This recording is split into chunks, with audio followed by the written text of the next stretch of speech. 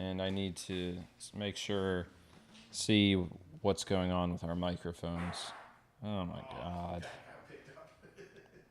Probably.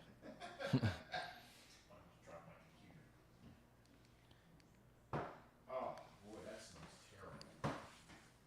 That smells. It did get picked up. Yeah, unfortunately. That's actually hilarious. Well, were you carrying your laptop with you? Yeah. Oh, yeah, of course it would get picked up then. But I think it was getting picked up by my mic. I need to figure out a noise gate.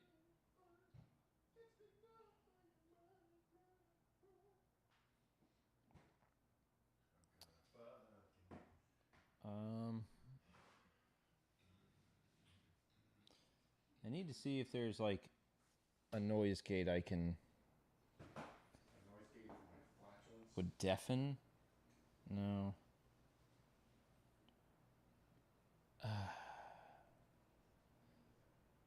Always issues with these fucking streams, man. Oh damn, it's raining. There have been storms on and off here today. Huh? There have been storms on and off here today. Yeah. Which I like.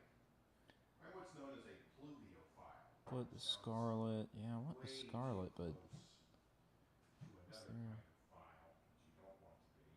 ah. But a pluviophile is somebody who likes rain and storms. Oh. So I say, hi, I'm a registered pluviophile. I have to legally let you know that I am a registered. While connected to a voice channel, tap on the noise suppression icon.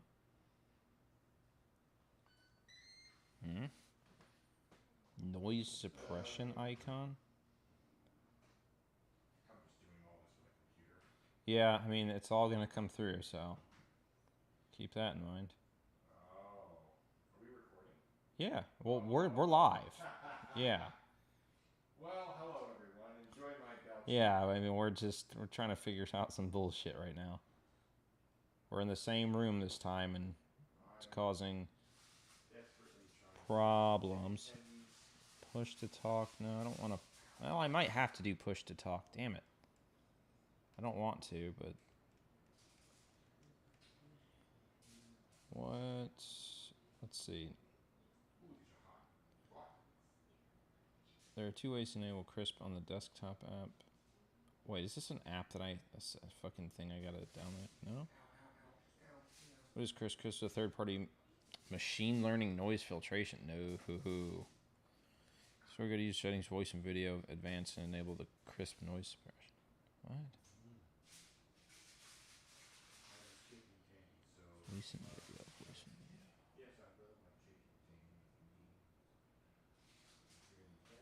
Advanced and enable the crisp.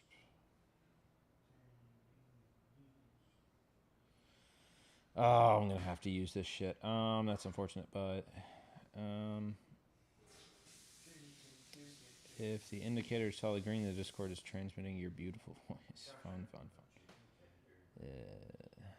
My God. Where's the advanced settings? Damn it.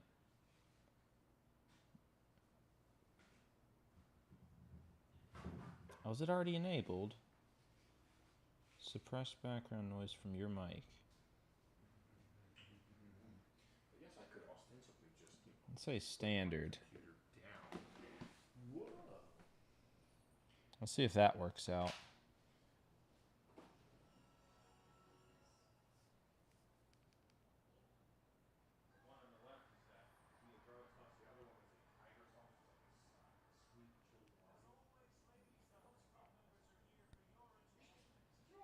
Checking.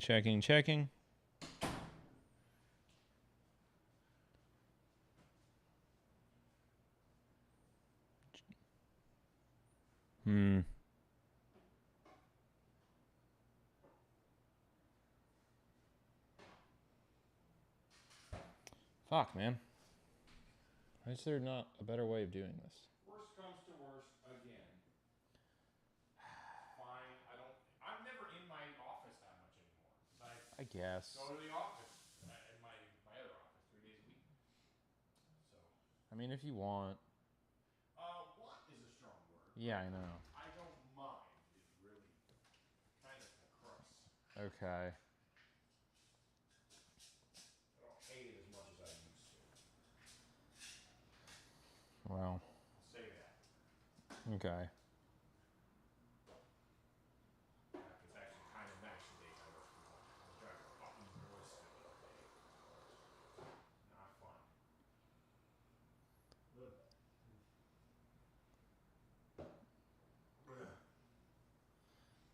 Time to fix this.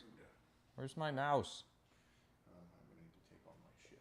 Oh my god. Where's Andrew? No. Didn't he say 8? He did say 8. That bastard.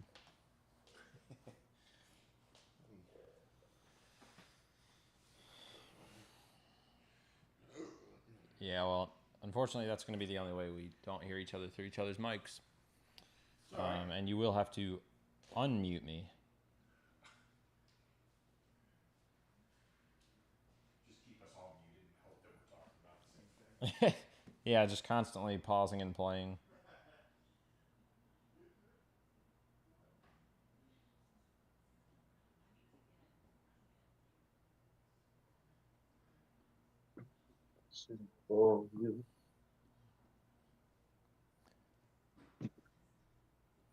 Okay, my god. One day this will all get figured out. And I'll be able to just open it up and it will work. Of course, it was kind of doing that for a little bit there.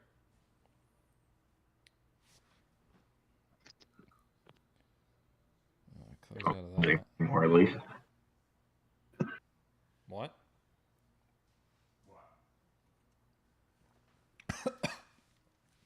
Oh, shit. Down the wrong pipe it went. Yep, it's over. This is the last stream ever. I'm dying. Yeah, it's been fun. Oh, my God. All right.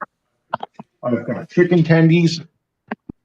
Okay. I'm going to dim the lights in here. Wonderful. All right. Back on. That should help my voice a little bit.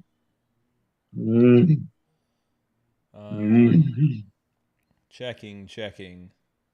I'm going to have to go back to the stream.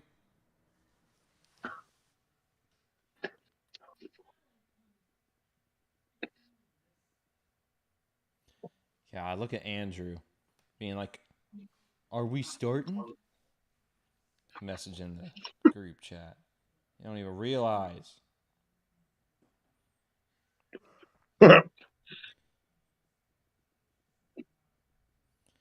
Ugh.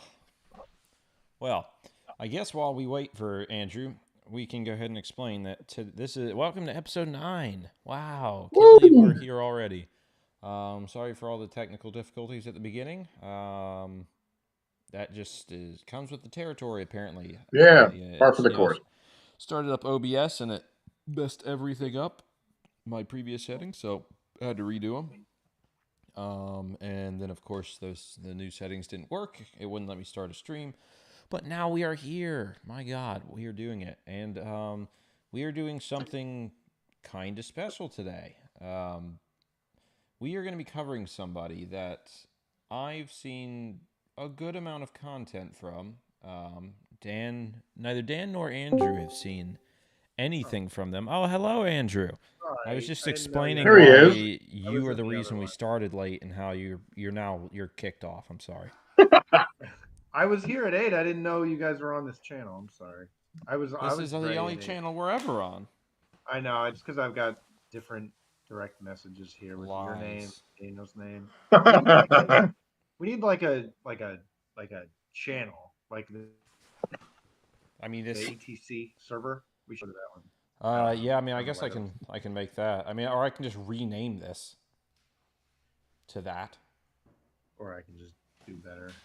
That's because if I try and do a group call in the actual server, it doesn't like that.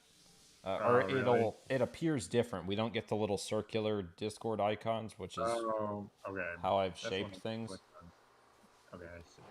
All right. Whoops. Why are y'all so quiet? Hello. I can turn my mic up. Let's see. I'm not sure if you really are quiet, but you're quiet in my ears, and I'm Am not I sure. quiet? Oh my God, no, you're not. There we go. How's that? Can you Good. hear me? Hello. No. Okay. I mean, All hold right. on. I can adjust your volume, Andrew. I can just speak the fuck up. How about that? I mean, you could do that, but I can turn you up. Hang on.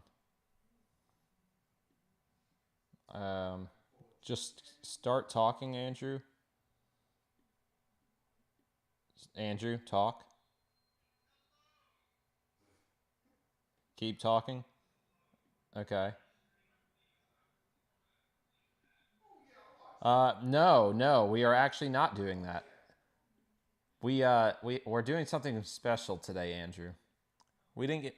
Yeah, we decided we're gonna cover a video. Now we're not gonna cover the whole video. I was in the middle of introducing it, but we're gonna be covering someone that neither you nor Dan have. I believe. Well, maybe you've seen him. I don't know, but we'll see. I think neither you nor Dan have ever seen. I've seen a good amount of content for this guy, and it's pretty. So let's say this man is interesting. Okay, we're gonna see what you think. I'm not gonna tell you what I think of this person beforehand necessarily. I will. This man is named Vaush. He is a political streamer slash YouTuber. He's on the socialist side of the political spectrum somewhat. So he has a tendency to argue a lot of things from that perspective, but that's not even what we're going to be covering today. Now, here's a question. Have you ever heard of a guy named Count Dankula?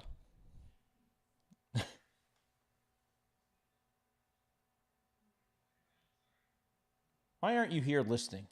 God damn it. Bastard. Okay, well, have you ever heard of a guy named Count Dankula? I've heard of that name, I think. All right. Do you I don't remember know. several years ago a guy that it was a viral set of photos that went around where someone had dressed up a pug, like a dog, as like a little Yeah, Nazi? Hitler. Yeah. Yeah. So this is the guy responsible for it. His name is Count Dankula. He's a comedian, and he has a tendency to make edgy jokes. He was actually arrested for that joke. So That's he is crazy. no stranger to this type of stuff. Yeah, I know. Yeah, he lives in Scotland, I believe. So they That don't have makes the same sense. laws we do here. Good But old Europe. so basically, the context to be given in the video, if I remember right, but Count Dankula made an edgy joke on Twitter or something, and Vaush called him a white supremacist. Now, Vaush has a pretty big fan base, so it's not great when you just throw that label onto someone, especially when it doesn't apply. So now they decided to have a debate about it. Now, this isn't new. This is actually a few years old at this point, but I thought it was a fun way to maybe introduce you guys to Vaush, because you're not going to get his craziest stuff quite yet. You're going to get some of how he argues, and we'll see what you think of how, his I'm arguments. excited. Let's do it. Huh? So I'm excited. I can't wait to finally see this guy. Yeah, I know. Andrew, You've there is mentioned a him. link to the watch together in the Yeah, Discord chat. I'm in Okay, so as of do you see now. the video title "Debating White Supremacy with Count Dankula"? Yeah, so I can't wait. Oh boy, this will be Alrighty. controversial. Well, let's That's a let's hell go of a ahead way to and jump in. now I'm gonna. If you can't tell by the time code, this is a 2.5-hour debate. We're not getting through this whole thing. We're gonna we're gonna see how far we can get. Look at some of the arguments, stuff like that. It's insane that he got arrested for that. Yeah, I know. Like, when you really think, I love Europe and I will defend Europe to the death, but man, some of the laws are fucking backwards. That's Yep. like, I mean, and some people may disagree with that, but arrested for any kind of speech related thing, to be detained, by the government for a meme, really, it'd be one thing if it was a hate crime, you know, like, or if he was even, I don't know, holding a rally or inciting violence, you know, that's a whole different conversation. But an internet meme, you know, a stupid dog picture, like when you really think about it, that's crazy.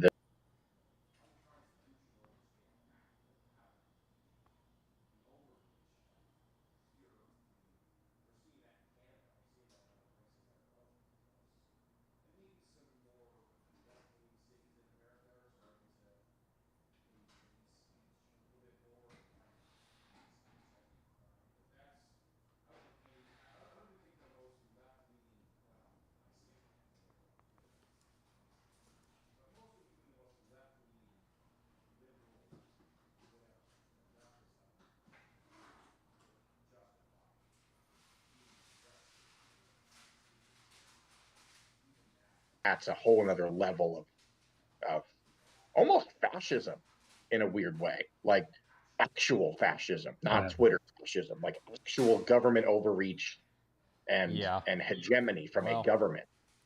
But that's a different part of the conversation, but a different conversation for a different day. I don't know. I started thinking about that. I'm like, that's insanity, scary. But I digress. As I do. All right.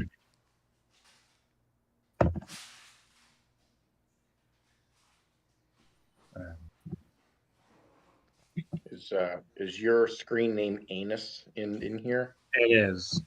I can't hear Adam. I don't know if he's talking. I think Adam may be sorting I through am just checking the stream to make sure everything's running okay before we start.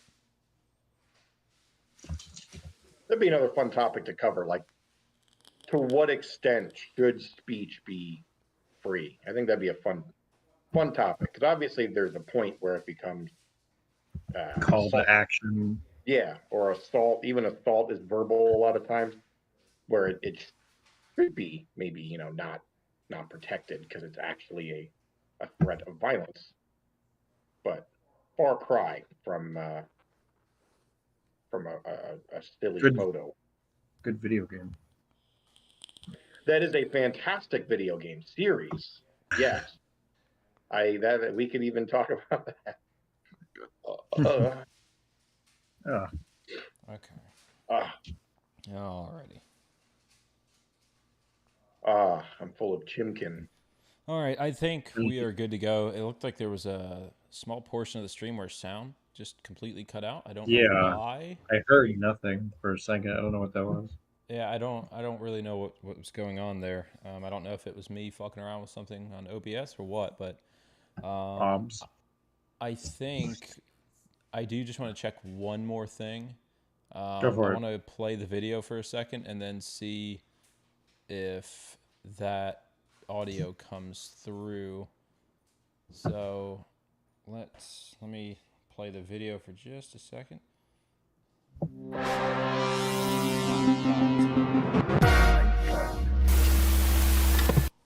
Okay, so I'm going to pause it there. So loud. I know. I needed to turn my It is a little abrasive. Yeah, I already don't like him. His fucking intro parts. That's just aggressive. A very aggressive. I'm here. Hey, let's talk. Yeah, look at me. I got it. I'm going to play it again real quick. I just turned the volume down. Yeah. Oh, I can't wait. Are you going to deliberately try to hit bingo points? No, I'm actually going to do everything in my... All right, hang on. Is that Jack from Achievement Hunter? Holy shit. Looks just like him. Wow, he does look like Jack. Shout out to Jack. Yeah. He's awesome. I don't think they're even all together anymore. I forgot about Jack. They're all great. Oh, we have to remove the Goya ad underneath the video. Are you seeing the same ad I'm seeing? Probably not. Okay. Okay, We're not so I got the volume down pretty low. For some reason, he is very loud, and maybe that is something. Let me double check, see what channel that's coming through.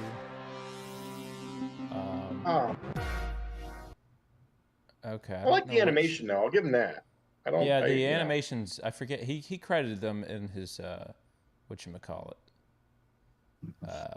description.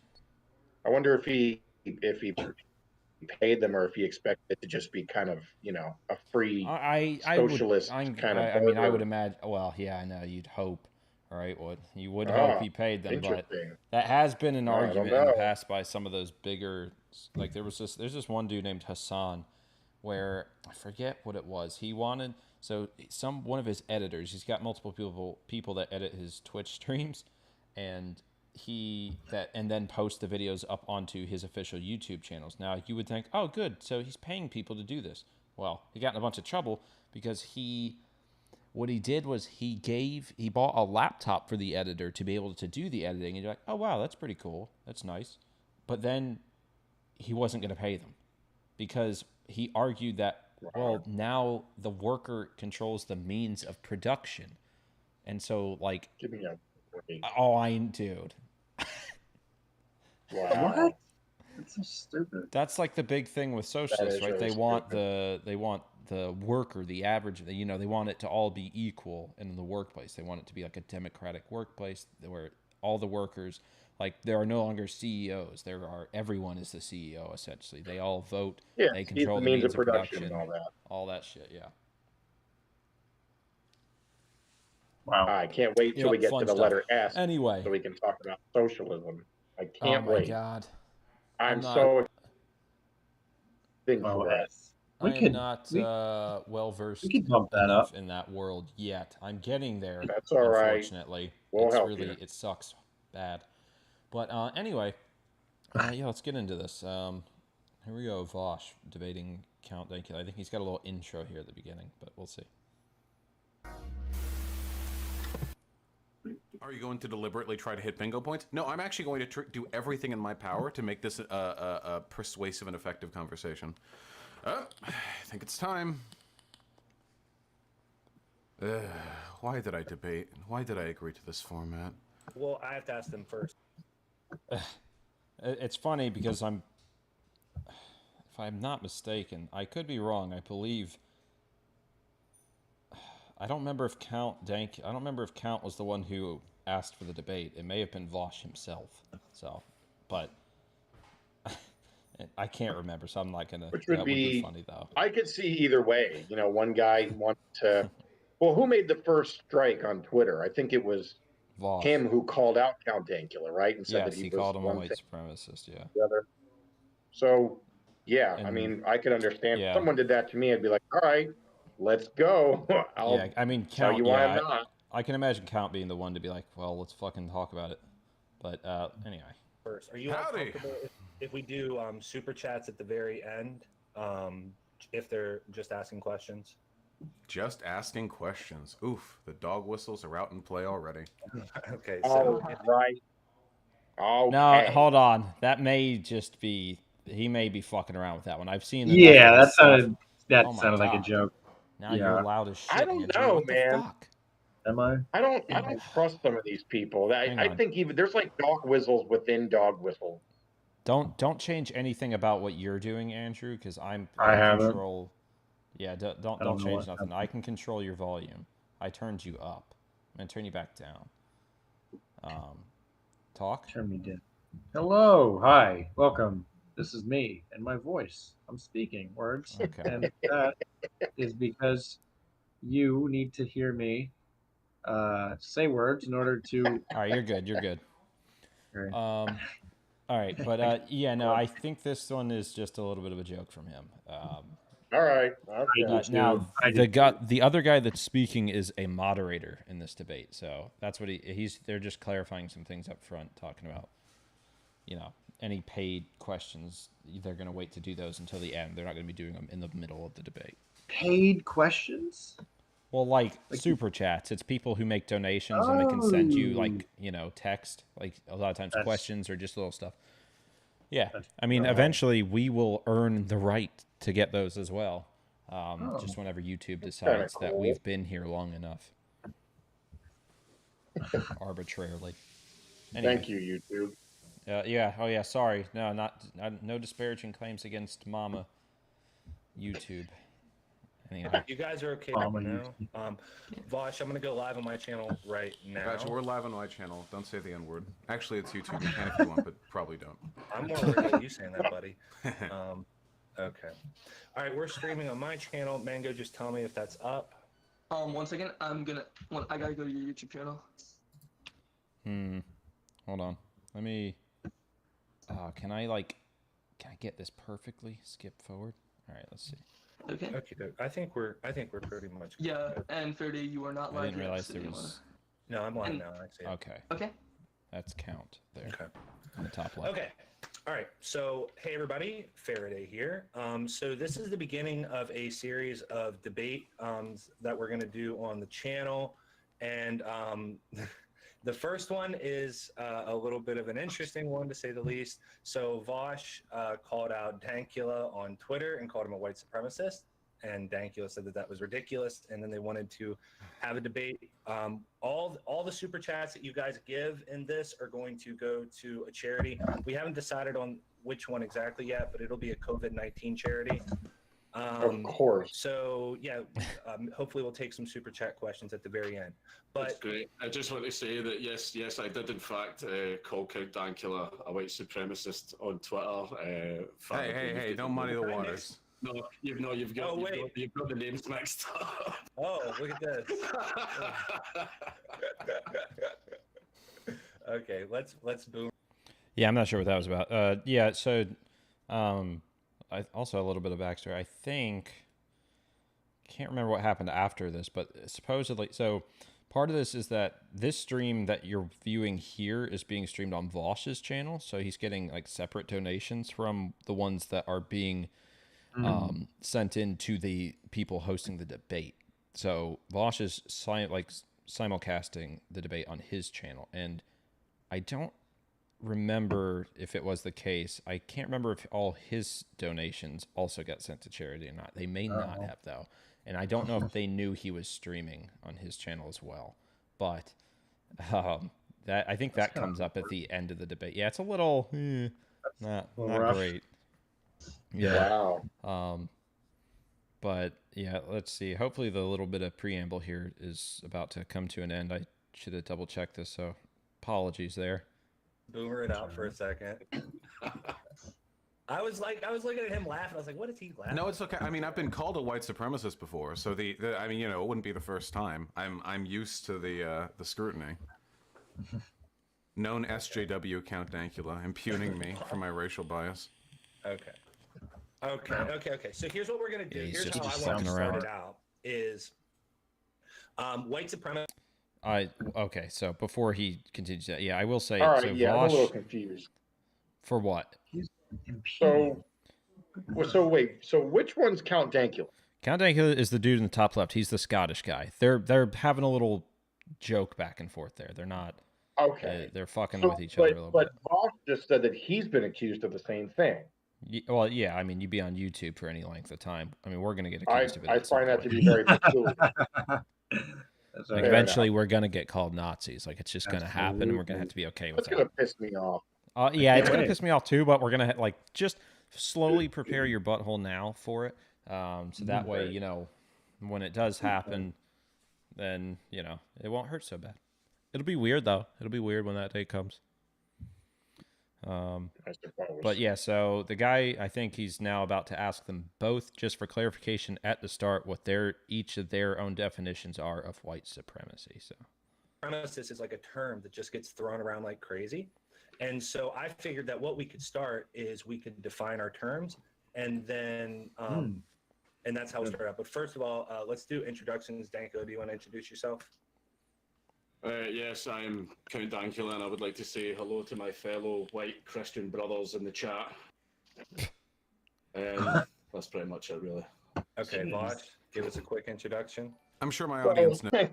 Hang on. I hope we all have the autonomy to pause as we need. Yeah.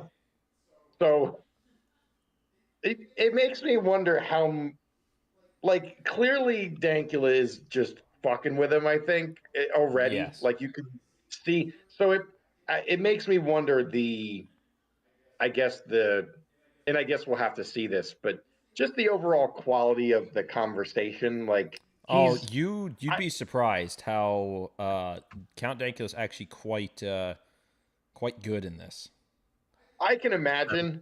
I don't know. You'll see. hopefully, like I could only hope that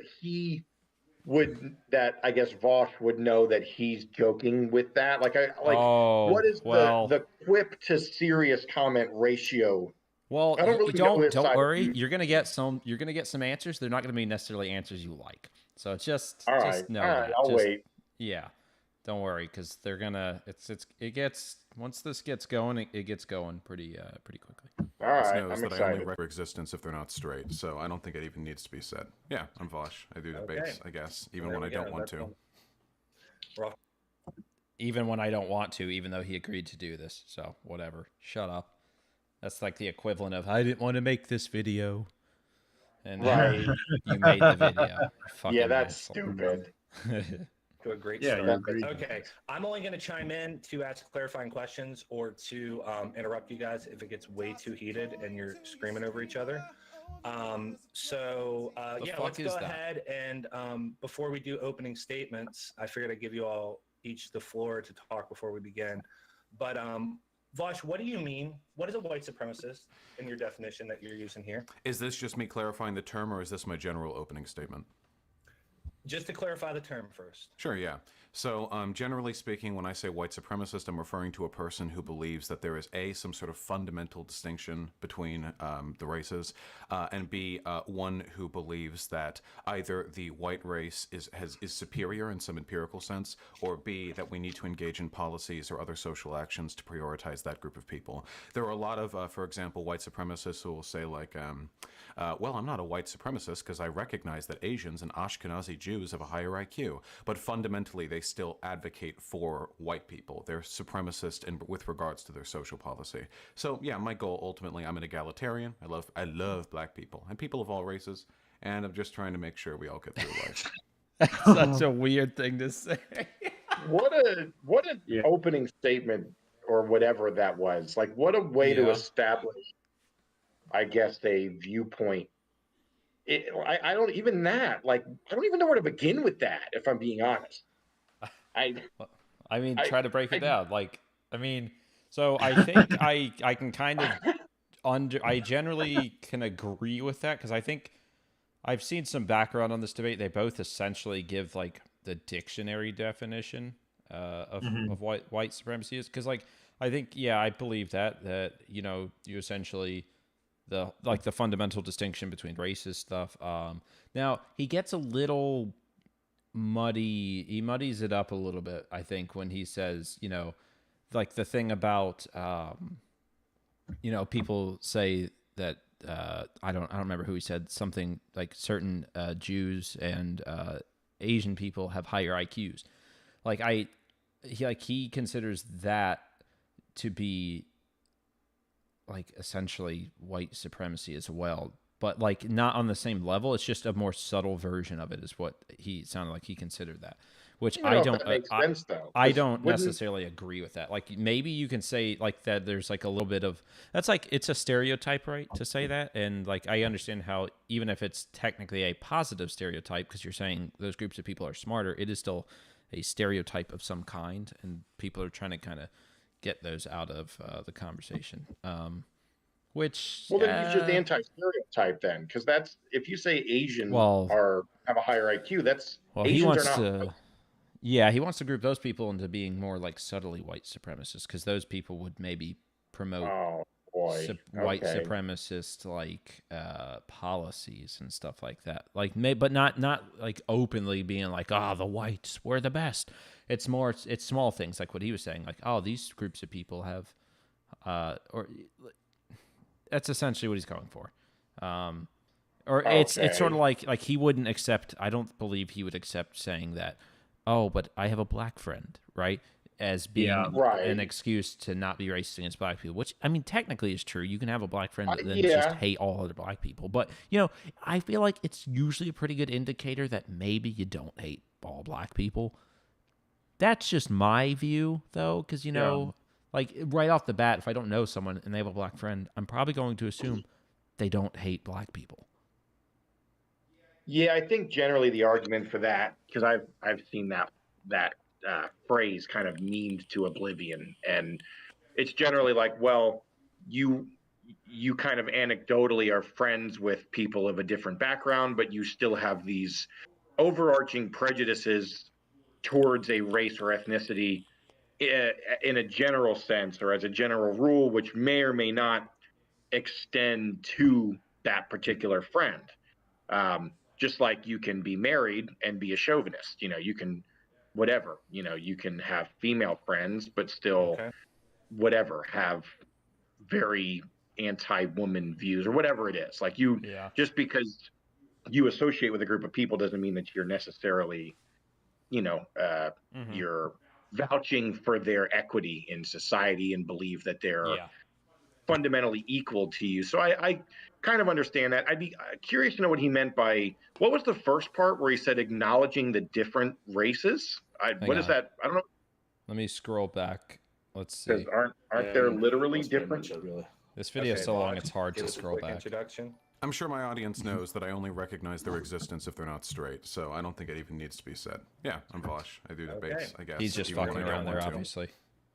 We're off to a great start. Okay, I'm only going to chime in to ask clarifying questions or to interrupt you guys if it gets way too heated and you're screaming over each other. That is annoying. So, do you hear that little bit of music that's fucking going in the background while they're talking? Isn't that a subscriber thing? Yeah, well, sort of. It's so that little, you see that little icon that keeps popping up above his head? Yeah, the gecko. So that is from a separate like donation type app thing called Streamlabs, where when someone sends you a question, a little icon pops up. Sometimes it can have sounds, little animations with it. And unfortunately, it's a little distracting if it has something like music or a sound bite attached to it, especially when a conversation's happening and they're not acknowledging it. That's kind of fucking irritating. I don't know how often, I can't remember how often that occurs in this, but I didn't catch what the fuck that was when we went past this part the first time. I was just sort of like, what the shit was that? Like, I thought an ad was playing somewhere. But, yeah. So, let's go ahead and before we do opening statements, I figured I'd give you all each the floor to talk before we begin. But Vaush, what do you mean? What is a white supremacist in your definition that you're using here? Is this just me clarifying the term, or is this my general opening statement? Just to clarify the term first. Sure, yeah. So, generally speaking, when I say white supremacist, I'm referring to a person who believes that there is A, some sort of fundamental distinction between the races, and B... Okay. So even that, like, fundamental distinction, meaning, like, geographic origin? No, it's probably more so when he says like fundamental, like literally like I am better than you because I am not you, essentially, like because my skin fundamental. Is white, I see. Okay, so like almost like a sliding scale of humanity. Correct. In a way. Okay. Because I was just like, what? I'm like, with whites being on top. Although I would say just saying that it's someone who believes there's a fundamental distinction between the races. That doesn't just apply to white supremacy. That would just be racist. Like that would just be any of them. But I mean, it can fall under the category for this. Okay. All right. I guess that's. But he probably should say that essentially that he means white people are on top. Okay, that's why I was curious, but okay. One believes that either the white race is superior in some empirical sense, or B, that we need to engage in policies or other social actions to prioritize that group of people. There are a lot of, for example, white supremacists who will say like, well, I'm not a white supremacist because I recognize that Asians and Ashkenazi Jews have a higher IQ, but fundamentally they still advocate for white people. They're supremacist with regards to their social policy. So yeah, my goal ultimately, I'm an egalitarian. I love black people and people of all. God, that is such a weird thing to say. That feels like you're on the stand. You're like, "Are you racist?" And you're like, "No. Oh God, no. I love it does. Black it people. Is kind of a thou doth protest too much kind of response. Like he feels like really a little bit of compensation.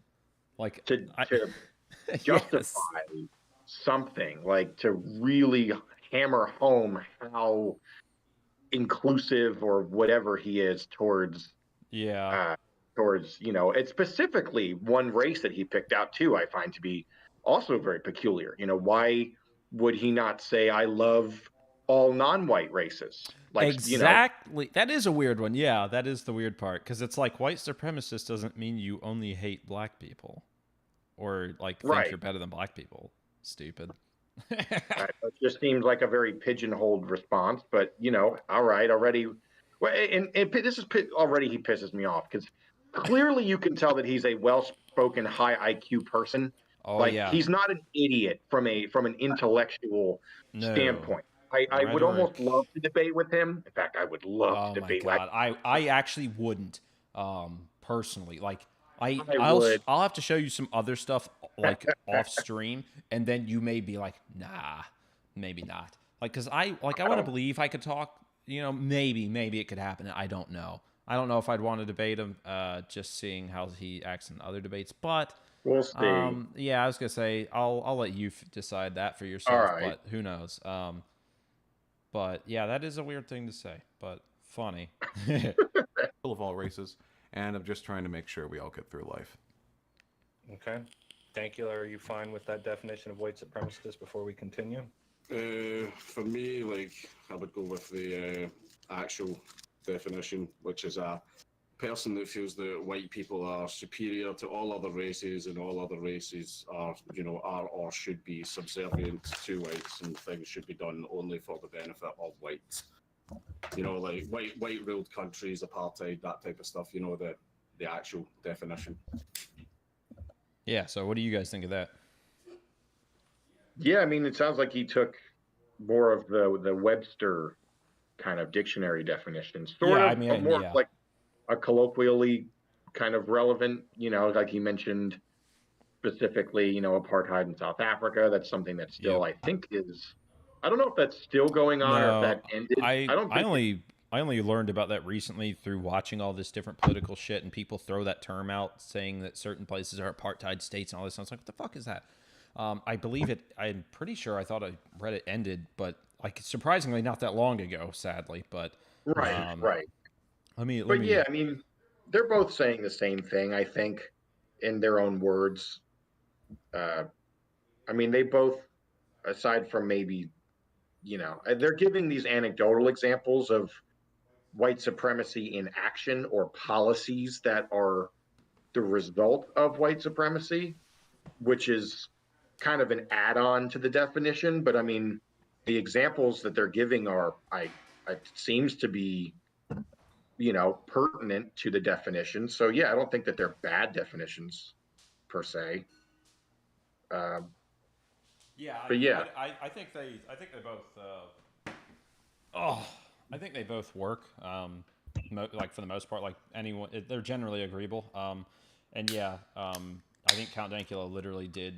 He may have looked up the actual definition prior to that. Also, before I read off the actual definition of that from Google, just to clarify that, apartheid, is a system of institutionalized racial segregation that existed in South Africa and Southwest Africa from 1948 to the early 1990s. So yeah, it ended then. Wow. Okay. Yeah, I know. Kind of scary that it lasted that long. So I can imagine there's plenty of stuff that is left over from that still exists. Yeah. Well, it's like the civil rights movement. That didn't just end like Louis C.K. says, a clean shit where you don't have to wipe. It's not just, what did he say? Rainbows and presents. Like it. Yeah, it was obviously very contentious up until pretty recently. I would say maybe even still. So yeah. But I mean, they both seem to be on the same page. Me? Yeah. Hang on. Oh, weird. Oh. Well, okay. Now I can hear you again. That was the fuck just happened. What is going on? Probably a latency of what? Strange. Like a latency of some kind, maybe. Yeah, I don't know. I think my headphones just cut out, and I don't know why. I must have looked at something, opened something on my phone that connected to my headphones. Stupid. I need to turn the damn Bluetooth off on my phone. So yeah, the dictionary definition from Oxford Languages of white supremacy is the belief that white people constitute a superior race and should therefore dominate society, typically to the exclusion or detriment of other racial and ethnic groups. So yeah, I think they both they're both close. They both pretty much gave the dictionary definition on that one. So let's see how Vaush responds to Count Dankula's All right. definition. Vaush, do you have any issues with that definition? Yeah, that's not the actual definition at all. That's a highly unacademic definition of white supremacy. What that does is it sets the bar so high that there's no way to ever prove that anyone is a white supremacist because they would have to buy into a fuck ton of positions before they would actually fit that qualification. White supremacy can be as vague and indifferent as like... It's nice when it's easy to put people in it, though. White supremacy can be as vague and indistinct as like a Karen in some suburban neighborhood, like calling the police because she thinks there are some suspicious dudes outside because they're like black and they're just chilling. Oh boy. All Boy, right. Yeah, so that's one thing we're gonna like. I don't want to pause like constantly because we do talk a good amount between the pauses, but he does throw out a lot of words and ideas very quickly, very often. Well, it's just the way he responded too was very just pedestal, holier than thou. Yeah. You know, this very abrasive, like he's trying to school him, and it's like, I mean, this guy, it's just the definition of terminally online seems to apply here based off of first glance, but. Yeah, he's the archetype of the well actually guy. That's what I said earlier. That's funny. He is. He absolutely is. And it's like how at what point, and I'm sure we're going to get into this more, but at what point does this whole debate become so nuanced that it's almost like he's trying to back Dankula into a corner and be like, well, he's like setting the precedent almost in like a poison the well fallacy kind of way, where you know, this whole argument now is based off. You could argue the well was poisoned by him just calling him a fucking white supremacist right from the get go. Like the whole reason this debate happened. Yes and no, because if he could justify it and say, well, based off of your actions and some empirical definition of it, and you know, whatever. Like if he could back it up in a relatively objective way, I'd go, okay, at least he's putting his money where his mouth is. But now he's saying, okay, well, this dictionary definition that you just gave, not only is it just already to call it an unacademic definition, like I don't even know what that means. I mean, I think he's saying it's not very nuanced. It's not. It's what all of the major universities what they go by now. All this, all these the major, especially the Ivy League universities now are utilize, or I guess not utilizing, but they're building a lot of this rhetoric that I hear into their curriculums. I'm even a victim of it when I was in college, and I remember, and that was however many years ago. I can only imagine what it's like now. But the academic version, I mean, who knows what academics he follows, and he probably memorizes the rhetoric and the scripts and the different quotes from quote unquote academic. I mean, people, I believe means. I'm pretty sure he got a degree from in sociology. Okay, enough said. That's all I need to know. Oh boy, it's gonna be a long night. White supremacy can be very vague. White supremacy can be very definite. It's very difficult to pin down exactly where somebody falls in that spectrum. I'm just interested in promoting anti-racist policies and anti-racist beliefs. I'm sure Count Dankula, as a libertarian and a lover of freedom, will agree with me on virtually every prescriptive statement that I have with regards to race, and we shouldn't really have much to argue about. You gotta love that. Like, once again, the sarcasm in his voice. Yeah.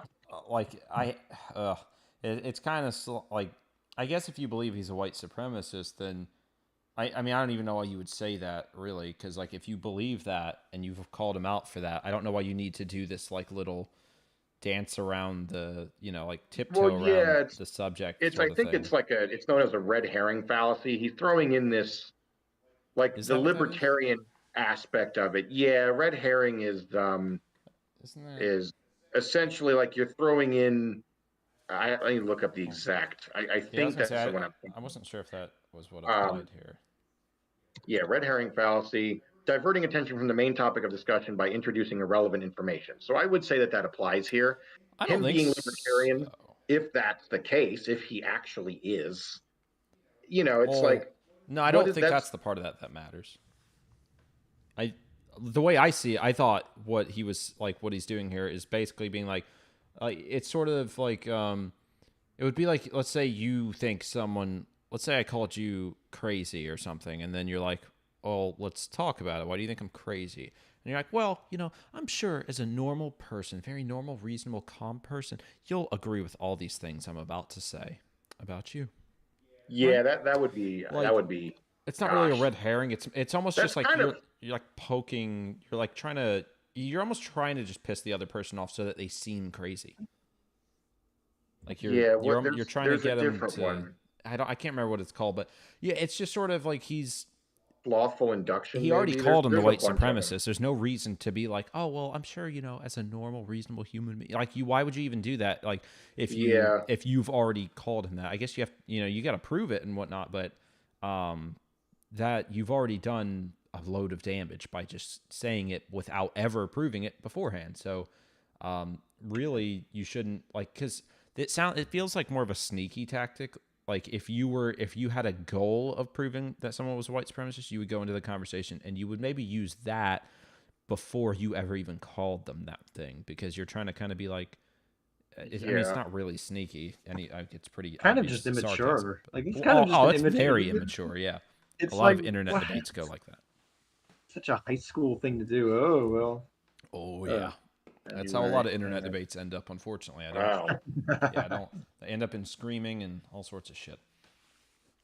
Just bad faith arguments, but let's continue. Yeah, that's what I it thought I is. was a white supremacist. I thought that was the point of this, and also I do enjoy that your definition is very very vague. That's awfully convenient. But I mean, I thought I was a white supremacist. That is what you said. We're here to debate that. So it's a case of, do you feel I am a white supremacist?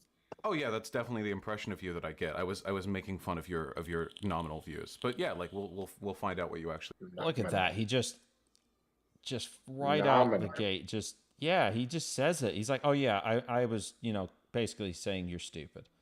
Like, God damn. Yeah. Wow. Fucking so rude, but let's keep going. Actually believe, right? Or actually, we'll find out what you're willing to commit to believing, because we can never actually know what a person believes. Oof, that's one that's good. Okay, I could So turn that that one- right back around on him. Yep, exactly. See, that's what these people don't realize is YouTubers, these whatever, Oh, now streamers, they realize it. influencers, is, wait, what? Now, he absolutely knows that. He's not stupid. He's just trying to be the first one that puts that out there in the conversation, so then it looks like he is the one that is like being the super sleuth. Like Yeah, he's not of the dishonest course. one. Yeah. He sounds like the kind of guy that knows he's smart, but never developed like that humility aspect of arguing. And here's Yeah. the thing that's tough about like live debate. Like this is kind of a microcosm of the debates we watch, like the presidential debate, where it is kind of a Yeah. lot of, a lot of ad Shit hominems slinging. and trying to. Yeah. Yeah. It's like I'm gonna muscle you. Like I can't fight you, so I'm gonna muscle you with my words, because logic is supposed to be delicate and nuanced, and most people aren't going to agree with you just because you're right. They're going to agree with you because of that brazen attitude that you have in the argument. And I Correct. figured he wouldn't do that so early or at all. So I'm kind of surprised. It's weird. This is kind of the type of person he is, but What he leads with. I mean, that's what he is like a master personality of. trait. He is like everything, all that matters to him. And I know this from almost like basically his own words, is rhetoric. That is all that he cares about at the end of the day.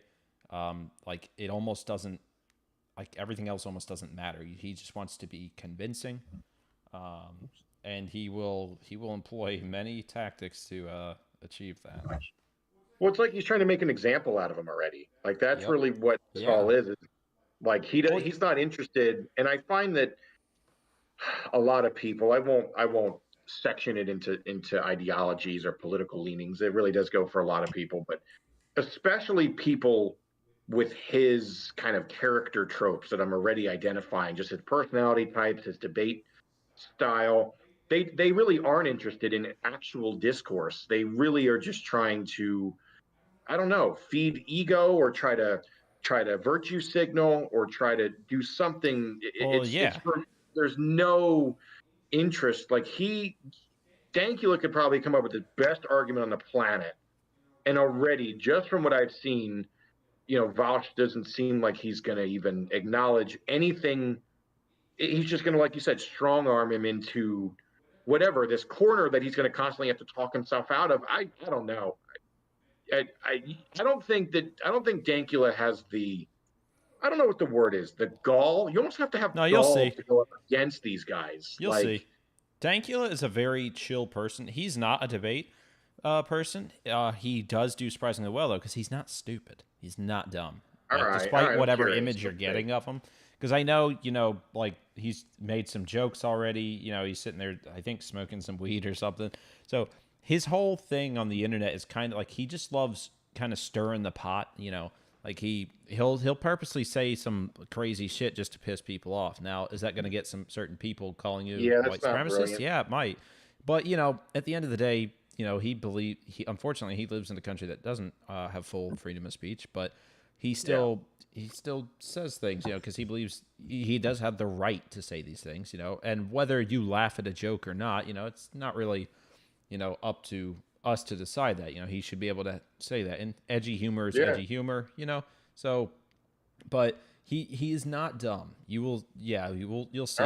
In fact, whatever we don't get through tonight, you should watch this debate like on your own, or I'll watch it with you. The rest of it, because he does really well in it. All right. Okay.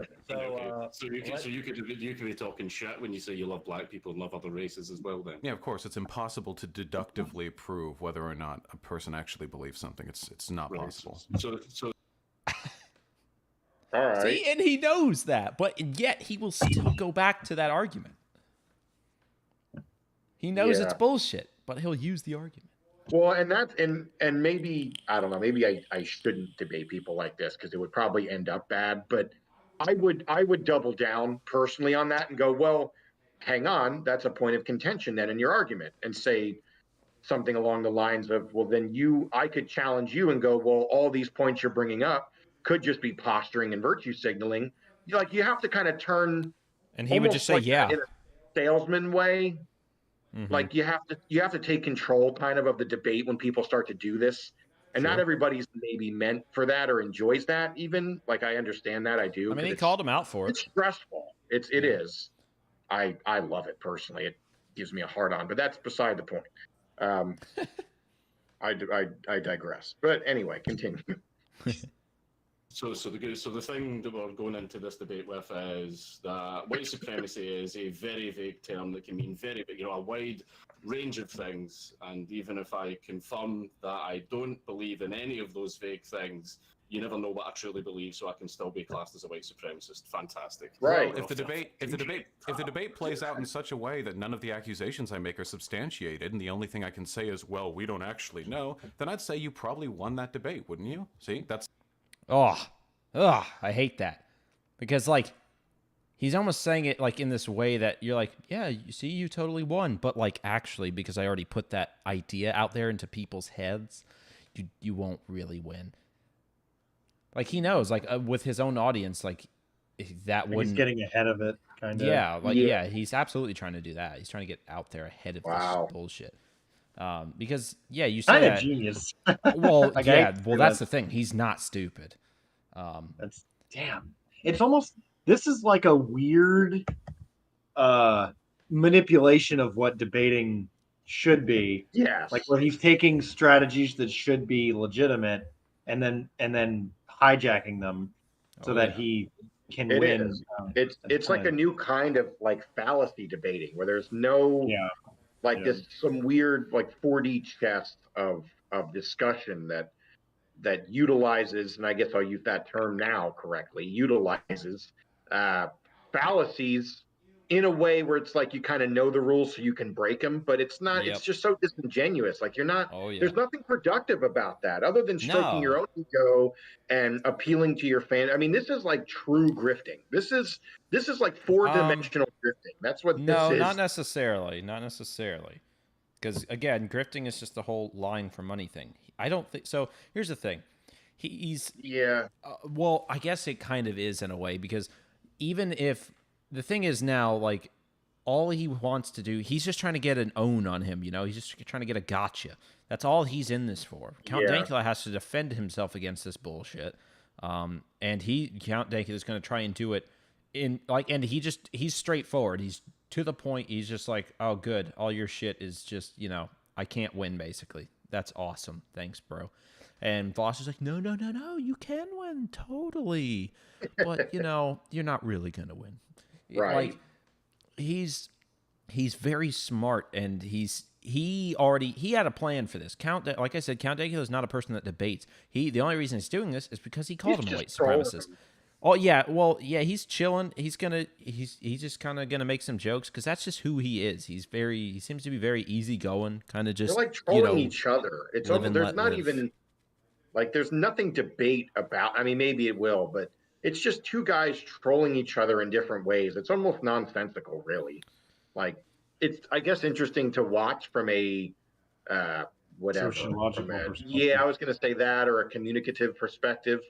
But other than that, it's like, Well, I mean, you'll get like what not to do. You'll get actual responses. You'll get some jokes here or there, specifically from Count, but he does also, he responds to it, like he calls him out on his bullshit and stuff. And we'll see. We'll see. All right, let's see. That's how it works. If we go by your logic, then we can never make any arguments about anything that has to be proven with inductive logic. We would have no way of knowing what anyone believes. I was just repeating what you said. Yeah, cool. Well, hey, listen, if I believe it or not, I don't like the fact that there are white supremacists in the world. I doubt you do either. So if you're not one, that's great. It means one less person that I have to worry about on YouTube.com, right? Yeah. Okay. Yeah. Right. Yeah. Oh. Yeah, I just don't like his tone, but whatever. No. That's gonna get It is. nitpicky. It's an inflection thing. It Yeah. already. You have to just almost look like just ignore it almost and just. Yeah, I'm gonna have to. Look, you're just gonna have to expect me to pause once in a while and go. Ew. And that was also that was him saying, well, if I turn out to be wrong, well, that's good for everyone, even though because that means there's one less white supremacist that I have to worry about. Like, he's admitting that he might be wrong. Well, yeah, and now he admits that he says, "Oh, good, there's one less white supremacy in the world. Look, I did my detective work and I discovered you aren't one. Right. I'm still right. Goodness. I was still good to throw that accusation at you because now I sussed out that you weren't one of them. Good. Fucking stupid. That is ridiculous. So let's go ahead. Vaush, since you're putting up the accusation, I'm going to let you go first with the opening statement.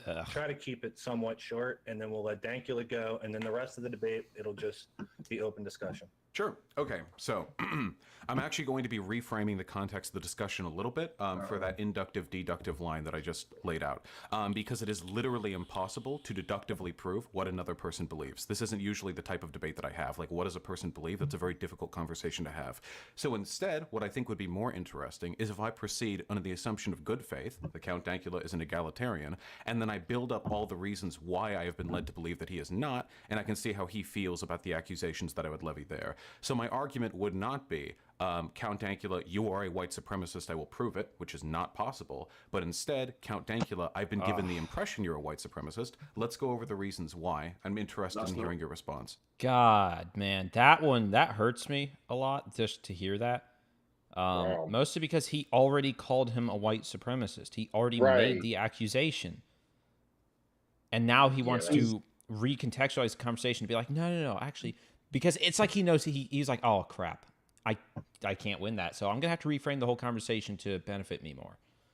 Yeah, I was going to say, you can't just be like, okay, well, then you almost don't even want, you almost want to start over at that point. Be like, okay, well, you, again, kind of poisoned the well a little bit. Yeah. Saying, and like, we now need to start from scratch and go, okay, well, why am I even here then? What is your accusation? Which I guess is his whole point. It was like a bait and switch, really. Yeah. He should go. He should go into sales. He really should. He would be the best worst salesman on the planet. That's outstanding. Really. Like he would use all the worst tactics in the book, but all the best sales people I've met, all the unethical salesmen I've dealt with in my life.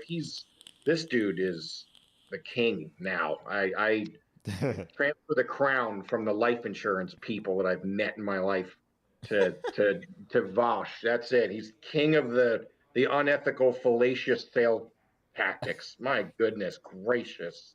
I mean, I'm gonna have a slightly unpopular opinion. I think part of me likes it because he's kind of saying, like, he is acknowledging the fact that having an opinion about someone is kind of a dumb thing to argue about, like it is petty drama.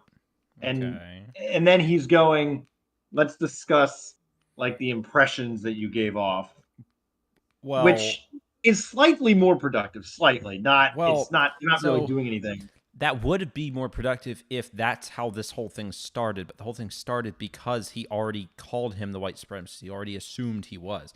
So Sure. he's backtracking on his argument because he knows he can't prove it. So yeah, I isn't that- agree that, yeah, you can have an opinion on someone. And if you want to have that conversation to maybe, you know, dispel some of the things you think about someone, then you have that conversation. You don't go, oh my God, you're this thing that I believe you are. And then you go, but actually, let's work backwards here. Let's say, I actually don't believe that. Let's actually just talk about why I maybe was given that impression. But of course, this is I would after tell him, he's I would already say, well, then made the please accusation. redact your statement then. Exactly. Please delete your Twitter post on Twitter that you no longer now believe that I am a white supremacist.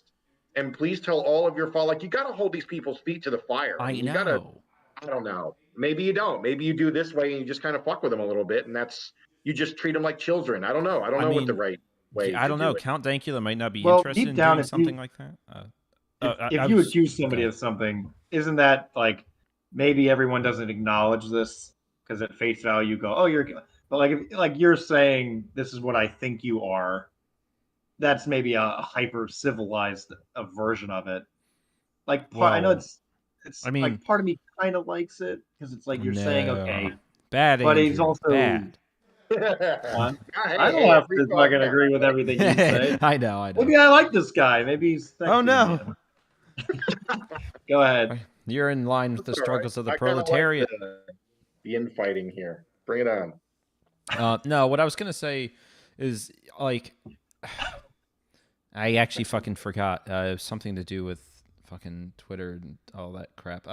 It's just the fact that, like, unfortunately, yeah, he should. I was gonna say Count Dankula. He about holding his feet to the fire or whatever. So he's been through much worse, like with the whole Nazi pug thing, being arrested, being like going through like a whole trial. Like he's done this dance before, and you know he may not even be interested, like super interested in having to prove himself at this point because he's just like, man, this is so stupid. And so he is gonna come on here. He's gonna respond to him. He's going to make some jokes, fuck with him a little bit, but he is going to respond to him because he's just like, and he's going to do it in a very chill, non-malicious way. It's kind of nice to see. Unfortunately, he's up against someone that's not going to operate like that. The only benefit here is that, so Vaush is pretty extreme with a lot of his views, so he has a pretty extreme audience, which is a fringe amount of people compared to the larger socialist movement or, anything like that. So I don't think Vaush is really going to be gaining any new fans from this debate. Unfortunately, to like normal people, centrists, or anyone else, lefties, righties, everyone, like he's not winning anybody over on this one. Yeah. He's basically just trying to appeal to his current audience of sycophants, and they're just going to give him money because they love him. And they just believe everything he says. So he's not convincing any new people with this one.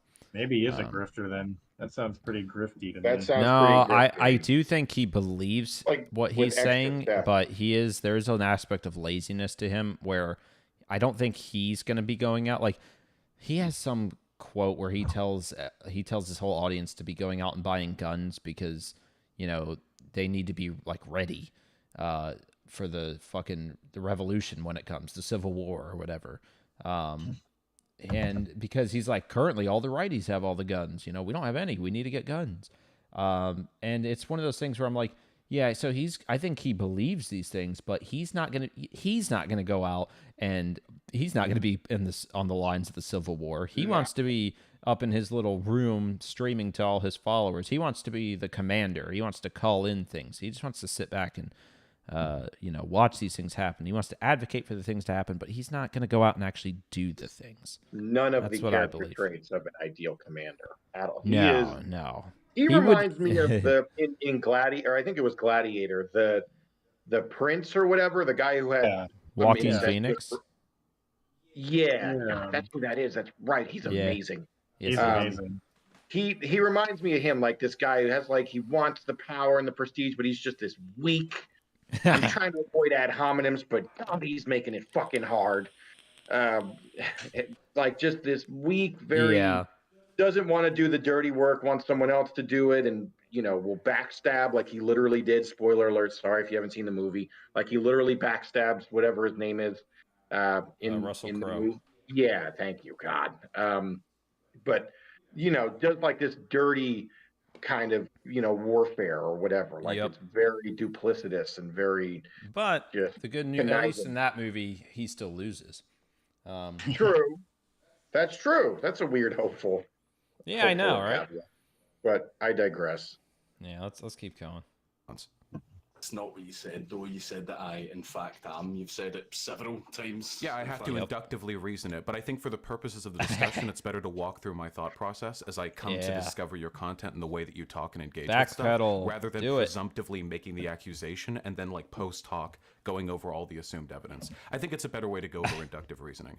But yeah, I think that, if I may, this will be the end to my opening statement. My guess is what's going to happen here is we're going to engage in good faith conversation for about 10 to 15 minutes, and then after that is going to devolve into increasingly irreverent back and forth bickering. You're going to say the term, "It's just a joke. Do you know what a joke is, mate?" Or "I'm a fucking comedian" about 80 times over the course of this discussion. We're not going to have any way of actually reasoning on anyone's positions, and it will end up being a complete waste of time. So, Oh, don't you love it? See, that he does it again. He's trying to get out ahead. He's trying to invalidate the "it's just a joke" argument. And because he's now the one that said it, yeah, like, fuck, man. That's insane. Wow. That is Isn't he insane. such a dick? God. The dick. Yeah, I mean, you almost have to. I don't know what the way to one up. Like you can belittle, you can chastise, you can kind of what's the word? Like kind of placate. Like there's so many different ways to do that, and you have to kind of either fight fire with fire and stop him in his tracks and like really be on his ass every fallacy he throws out or every little jab that he throws out like that, or you just I don't know, you just ignore it. I mean, there's nothing productive about. There's really no way to win. It really is just like he's embarrassing himself. I think. Like I don't know how much of a following this guy has. I would like to think not. Ooh. Hold on. Let me do. You keep talking, and I'll get the information that will. Yeah, I'm curious. Put the gun in your mouth. But I would like to think that Figuratively. that most most reasonable people would look at that and see that there's, even if they can't identify the issues like we're able to, like even if they're just like, huh, this guy just seems mean, like if it's just that simple, which is fine, that they would at least acknowledge that there it is all just bad faith arguments, but what he's saying is just nasty. It's very, very, it is very griftery. It does have that tone to it. Like he's not here to do anything but appeal to a certain audience and chastise the shit out of anybody who he disagrees with. And if he's making money doing it, it's like a grifter with extra steps. Like anybody I think who has been online at all can identify that he's almost like the left wing Andrew Tate. Like really, or in a different way. He's like the communist Andrew Tate. Just that same ego, that same just that like self idolization. And it's like a ideological masturbation. That's really what he's doing. Sounds like a metal song, but like that's really, I mean, that's all this is. It's just like I would just be laughing. Like I wouldn't even know how to respond. I would just be laughing and being like, well, yeah, I mean, I've seen Count do you Dankula back say there to that? smirking at some of this stuff. He's just like, he had like a funny smirk when he was saying some of the things. unless he was saying. they're It was in on just it like, together. I don't trust anything. no, now. they are Who's to say definitely not. They didn't agree beforehand and said, look, I'm going to treat you like shit. You can one up me, and who knows? I mean, I don't think so, but that's just how, like, not paranoid, but that's how. No, Count Dankula kind of treats all sorts of criticisms like this. That's kind of what, like I said, he's kind of he's a bit of a shit poster in the sense that he does like stirring the pot, pissing people off. He makes them laugh. It's funny to him. And this guy is, very serious coming at him, but I think he's laughing mostly because of the terms that Vaush is laying out, in the sense that like he can't win. Like he's laughing because he's like, oh great, I'm glad that your definitions suit like benefit you in this conversation only, instead of being the actual definitions and general stuff. So I think he's laughing because it's just sort of like it probably a little bit of like, oh great, this sort of thing again, and then also just right. That's like, true. yeah, He's been through this. Yeah. But just to depress you before we go back, he has 468,000 subscribers currently. Wow. Yeah. He gets a pretty consistent amount of, like, from what I was seeing, a lot of his older videos are getting anywhere from like 100,000 to 200,000 consistently, pretty consistently. He uploads pretty frequently, like multiple videos a week, and he's getting that many views. So a little depressing, but hopefully it works out. Very. So we're going to see how that goes. Are we going head first in and saying that it's just a joke, I'm a comedian, are completely invalid arguments that hold no? No. I just want to see how many times you say them. They're totally valid arguments, and I have made them in the past. Okay, then. So basically, you're probably going to ask me a lot about jokes I've made, and the actual arguments that explain these jokes. You're trying to preemptively discredit those arguments by going, "Oh, if I tell him this, he's probably going to say this," when what I'm going to say is a valid argument. The fact that you are preemptively defending the "it's just a joke" defense is very telling to the kind of conversation that we're about to have. But wow, that hurts.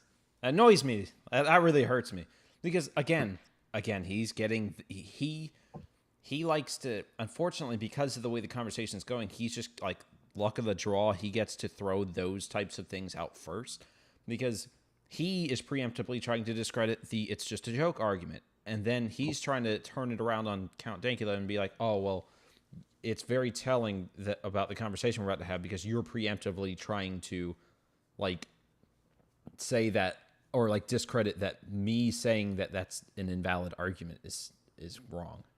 Did that make sense? Did you understand what I mean? It does. I may have fucked up my wording in that, but like, because it's a little confusing.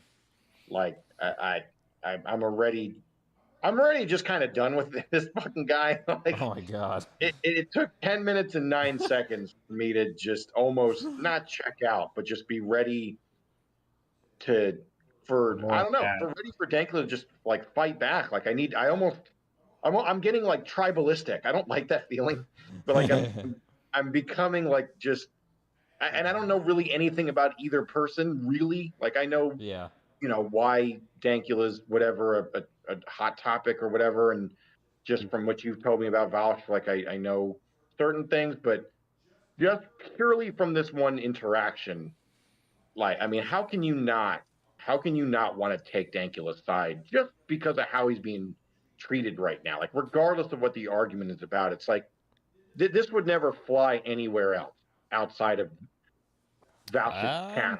I don't know, man. It flies in a lot of places. You'd be surprised, because especially since Vaush is the one that he started throwing the shit first, which means automatically Count Dankula just has to be on the defensive and respond to that before he can say something. But then Vaush gets the response and then throws more shit that Count Dankula has to keep responding to. I don't know. You got to put these people in their place, man. I think public opinion, the people that saw this, not on Vaush's channel, of course. Vaush's audience just suck his dick left and right. Of course. People that saw this not on Vaush's channel were widely on Count Dankula's side. Like they. Okay. Luckily, I know. Don't worry. There is hope for humanity. Like people were kind of like, little, I don't know, man. This is weird. Yeah. But to be honest, I mean, you just preemptively tried to discredit it. Oh, no. Because that's the thing. I've made that joke. Last prediction. You're going to laugh a lot. It's going to be a good way for you to avoid actually arguing with me. But hey. That one hurts too. That's annoying. Doesn't it feel like a Facebook argument, like in the comments? It does. The only thing that's sad is that there are people that argue in the way that he's disputing. Like there are people that try to cover up. They're like, no, man, like, there are people that say that. I'm not saying that that's a because people you can make jokes, and if people then attack you for the joke when you're not making an argument through the joke, that's dumb. But there are people that are assholes that go, "No, man, I'm just messing with you." So it Well, Oh sucks. yeah. that, Oh, like, don't worry. I am very I was gonna familiar with say, it's actually like almost you can ask Dan the amount of times I've talked about it. It's like one of my biggest pet peeves when you start like when someone says something and you decide to respond to it and then you kind of start clearly proving them wrong and they just go, "Why are you so mad, bro? It's just a prank, bro. I'm just kidding." And I'm like, right, "Fuck right. you. Fuck you. You So weren't it sucks kidding." that he's Just using that defense against oh yeah. him. But here it's not applicable because I think this other guy. It sucks because I don't like know them outside of this, so I'm having to assume the other guy is good. Good. Well, you can I haven't assume really heard him anything much. you want about them through this conversation. yeah, I mean, it's because you do want to, if someone, if someone makes a statement, which a joke, like if it's intended to be a joke from the get go, which I have reason to believe that Dankula's this whole thing that he did was out of with a comedic intent. It wasn't intended to actually be a dog whistle or to no pun intended Yeah, or in to be fact, let me something. I go mean, find this if specific you could see tweet. both sides of the coin. You're like, well, you're making a statement here and you're passing it off as a joke. That would kind of be the whole. It's just a prank, bro. It's just a joke, bro. I understand because we do that. We criticize people who say things, but generally that pertains to like actual demonstrative statements or arguments that they're making or something that's a little bit more straightforward than just a clear cut joke. And I guess that's what this boils down to. It's like, well, like let the punishment fit the crime, I guess, literally in this case. It and people may differ, people may see that as a horrible offense. I mean, in a lot of European countries, if you even make jokes or if you do the salute, in Germany, I think that's a punishable offense and things like that. And that's a whole different conversation about free speech and what that means. But if something is clearly intended to be a joke, which I think most reasonable people would deduce that it was, I don't know. that's a far cry from trying to actually have a conversation on Facebook or whatever and then just double or backtrack, I guess, and say, no, man, I'm just kidding after you totally weren't up until that point.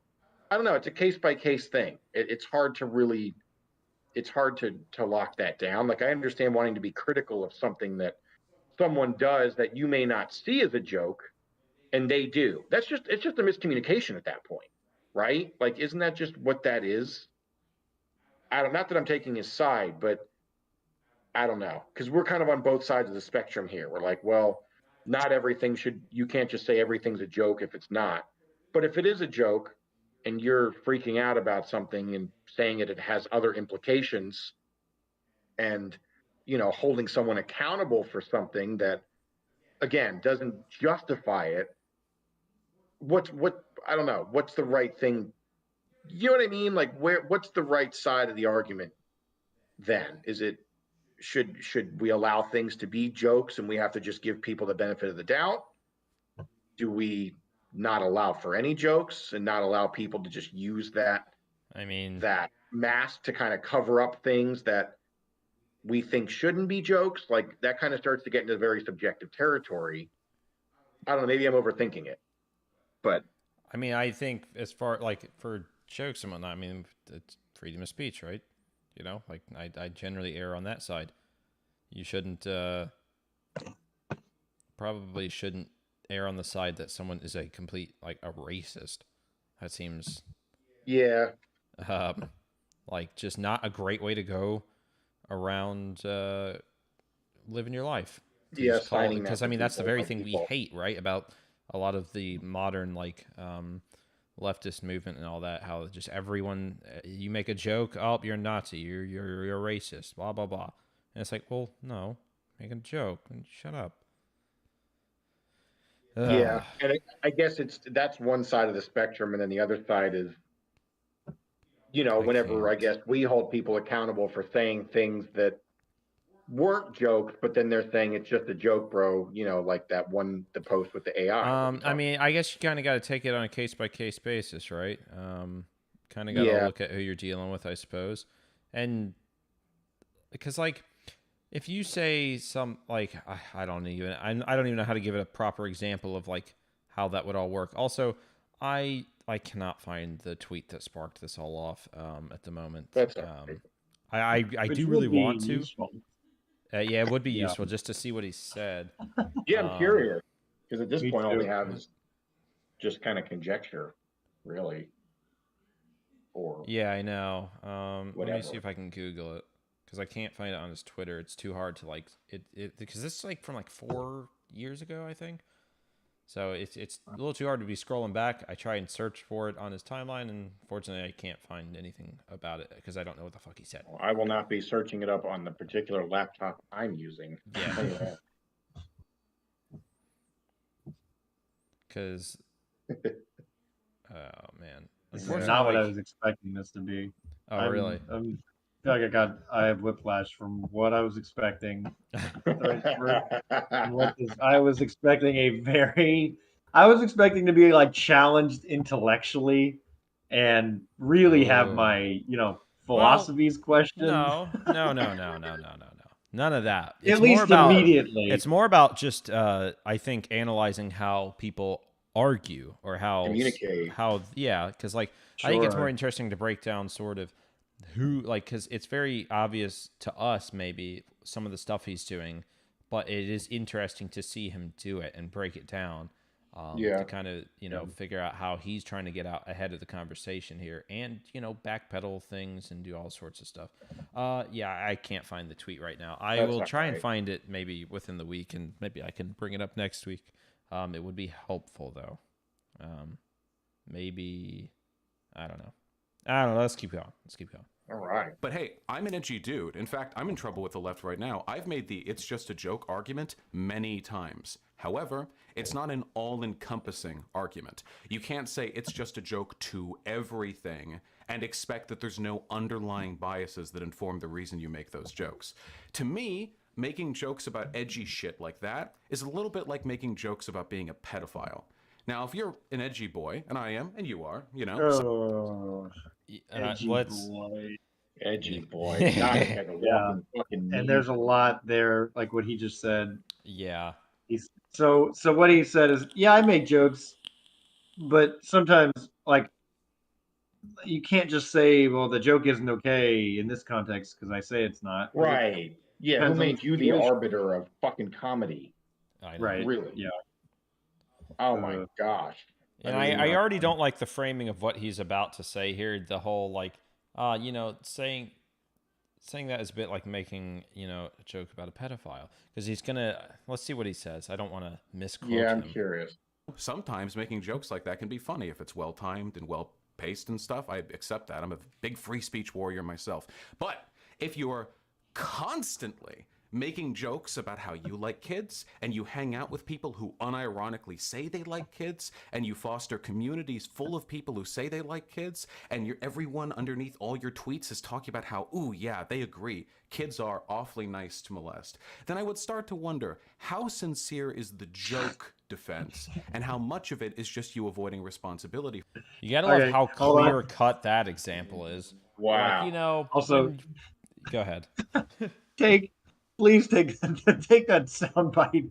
Somebody needs to take that soundbite of him saying that, and I just Oh no. oh yes. I'm Sorry. The only thing I was gonna say, I think, was I see what he's doing. He's saying jokes can be harmful if the people Sure. that are enough of an asshole. Like if you say a racist joke and people laugh, and then there's that one guy that goes, "Yeah, I agree," not realizing. I do see why that could be bad. If, Sure. in context on a racially stigmatic perspective, yeah. But I don't think this guy. So I keep forgetting his name. The guy in the corner. Count that? Dankula. You can just call him Count. Count. Or Dank. What is he? Vampire. Or Like, Dank. yeah, I mean, I can see how that would be. I mean, I'm a huge fan of comedy, but I know how delicate. Like, this is getting into like that gray area of humor where you go, and Ricky Gervais talks about this. Usually, the riskier a joke is, typically the bigger the payoff is. Which, of course, then of course, that gives people the opportunity to misinterpret what you're saying. That's kind of why humor is one of the most contested art forms, is because it walks the line of inappropriateness. That's hard. Right. It's hard to do, which Yeah. is what he's kind of delving into. Sorry, go ahead. All right. Yeah. I don't know. I Well, agree with all I that. was gonna say was that I find it like it was just funny how clear of like so him being like, if you make jokes about pedophiles, they can be funny, well timed, all that good stuff. But if you're constantly making jokes about that, and you got people in your comments that are like, "Ooh, yeah, I like kids," and you hang out with people that like kids and say they're actively, that they are pedophiles, well then I might question you. And you're like, yeah, how often does that happen? Like, how often clear? Like, that's so clear cut. Like, to just that would be like me being like making like a racist joke, and then you're like, oh, but you're not. I'm not racist though. And then, but I'm hanging out with KKK members, and you're like, Right. Like Well, how that's often the is it thing, that he's doing obvious? that. Like, give me a break. Yeah, and he's assuming that, like, I mean, is that what he's assigning to Dankula? Like, is he saying that, yeah. Let's I see. guess we'll see. Because I would go, I'd be like, okay, yeah, because I think that there is, like, part of what makes jokes funny is that there is generally a little bit of truth or a little bit of familiarity to them, or things that people who are laughing go, oh, it has to make sense. The joke has to make sense for a reason. So generally that reason is because it's rooted in something that people collectively agree on, whether or not you call that truth or not, but some relatability. So, okay, that doesn't mean that somebody who's making the joke subscribes to the idea behind the joke. That's fucking crazy. That I someone would know. think. Yeah. And I mean, he even said himself that he makes edgy jokes. So it's like, well, why can't someone just turn this around on you, you asshole? Right. I would say, good. I'm glad we agree. You got to fucking fight these people with just, continue. Well, you also got to listen to what he's saying, because, like, obviously he doesn't have the ability to pause him and respond to every single word. He's in a live setting, and he's got to listen to his full thought before he fully responds to it. And then he has to, I guess, hope he doesn't get fucking interrupted and shouted over. But I guess we'll see what happens. For the stuff you actually believe. So that's more or less the framing I'm going to be approaching this with. But hey, listen, if you're not a white supremacist, you should have a very easy time here, because I'm the one who's making the attack. You're the one who's on the offensive. So I let you guys kind of go back and forth there a little bit, but I want to give Count Dankula the floor now to talk. Yeah.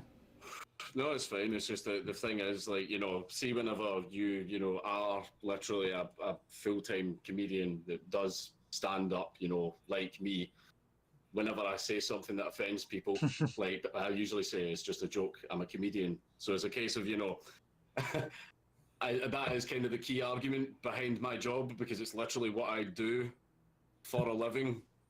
And I did see what you tried to do there, where you tried to like preemptively like go, I bet you're going to say it's just a joke. Well, of course. I'm literally a comedian. That wasn't a prediction. It was a certainty. It's what comedians have done since the 60s whenever they get challenged for their jokes. Right, so I don't like that you try to preemptively, sort of shit stir the argument. But the fact is, as well, is like I don't really control who follows me or who likes me either. I mean, I've made pedo jokes and everything in the past as well. I've done that. Doesn't mean I'm a pedophile. I've made racist jokes in the past. Doesn't mean that I'm racist. They're just jokes. Right. So I want to open up. Oh, sorry. I've got a way to sort of do this right now. You feel that there's certain beliefs that obviously that white supremacists have, correct? Well, yeah. I mean, they'd have to. Well, why not ask me if I believe in those things? Oh, That's sure. Yeah. The answer is because I think you guys lie, because you're spineless cowards. That's the main reason why. Alrighty. Wait. Hey. Wait. Is he saying comedians? No. He said, if you think I'm a white supremacist, yeah, why not ask me? If I believe those things. And he's like, because I think you gotta love how he says, I think you're all spineless cowards. You're already. right. He just called him a white supremacist Assigned again. at. Yeah. Yeah. Wow. Oh, Then you could accuse man. anybody. You could I accuse the most know. altruistic person of being a white Right. supremacist. But Maybe you're they're saying, lying. oh well, yeah, I know. I believe you're lying though. That has what Phallus? That's got to be like a famous one. That's like the if I don't even know. It seems Yeah, so that's stupid. Maybe there isn't even one. Like that seems too. Like that's such a childish argument. Well, maybe you're lying.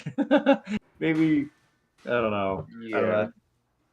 What would that be? I mean, that's not even an ad hominem. Like it is kind of. It's Yeah, you're calling them a liar. What is that? Like it's that's. like a straw man ad hominem mix. It's some new. This guy's inventing fallacies. It's incredible. It's It I mean, probably exists out there we're at least. somewhere. It's such a regressive point of or place that he's reaching to try to strong arm him and pigeonhole him into it. Like he doesn't even to make it to where he doesn't even have to admit or deny being a white supremacist, because it's like he's subscribing it to him. It's almost like a not a Stockholm syndrome, but it's like this like he's like conditioning the environment of the debate in such a way that like he doesn't even have to say, or he doesn't have to get a certain response to. I don't even know what I'm trying to say. None of my classes taught me how to. I've never been prepared for something like this.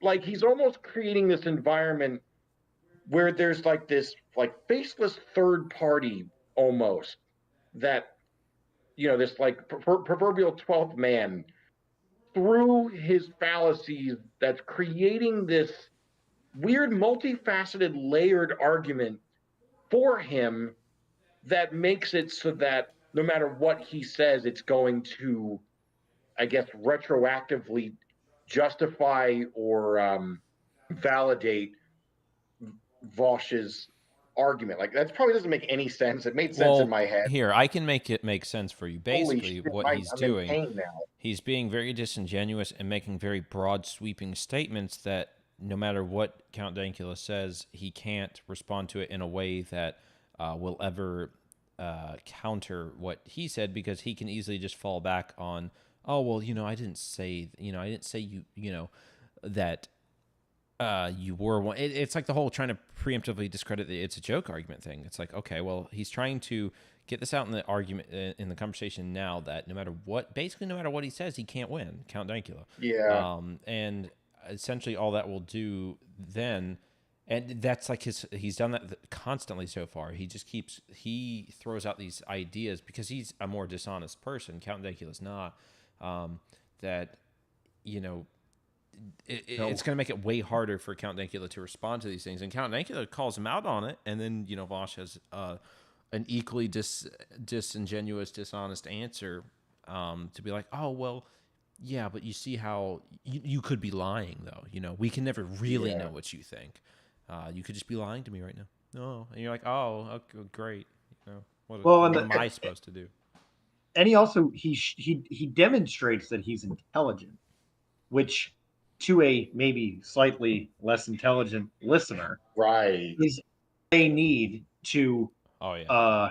Assume that he's correct just by the way that's the thing. Right. He speaks in a way that's very convincing. He's very confident in what he says. He doesn't have a whole lot of like ums and likes like we do. Not at all. It's almost like he fucking rehearsed it. Well, it's insane. Well, I mean, that is something you can slowly work out of the way you speak over time. And I do find that when I speak more confidently on something, that I don't have as many ums or likes, because I'm already like, I'm in the flow, and I already know what I'm about to say next. So I don't have to go, like my brain's just especially working if you're well versed in it. Fast. Like clearly exactly. he spends a lot of time having these kinds of, like I said, he's the guy, the actually guy that has the board on his wall that's internet arguments 1, me, and then all the tallies, and then everyone else is at 0.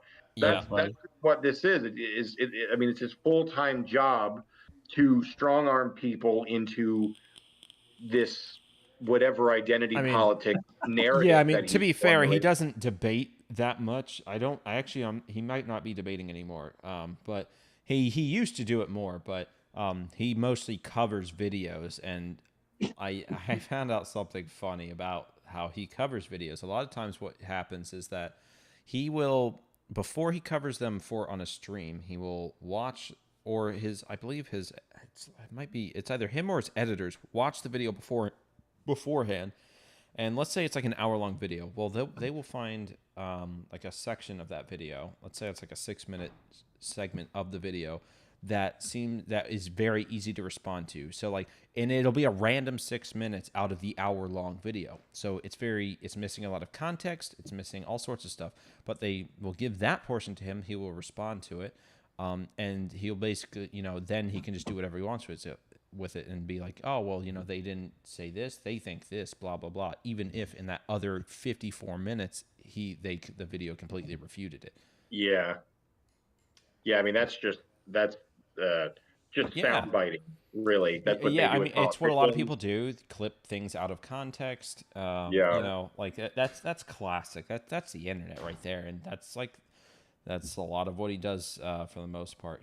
I don't know how. I need to watch more of his content, which, oh, God forbid, but we'll have to. Let me not buy a gun yet.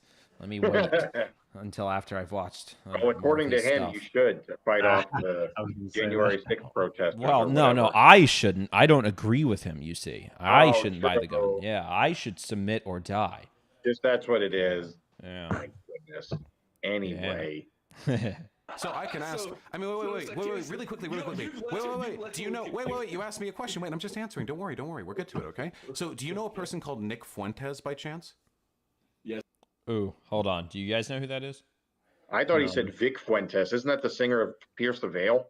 I don't know. Gosh, Daniel, you do know a lot.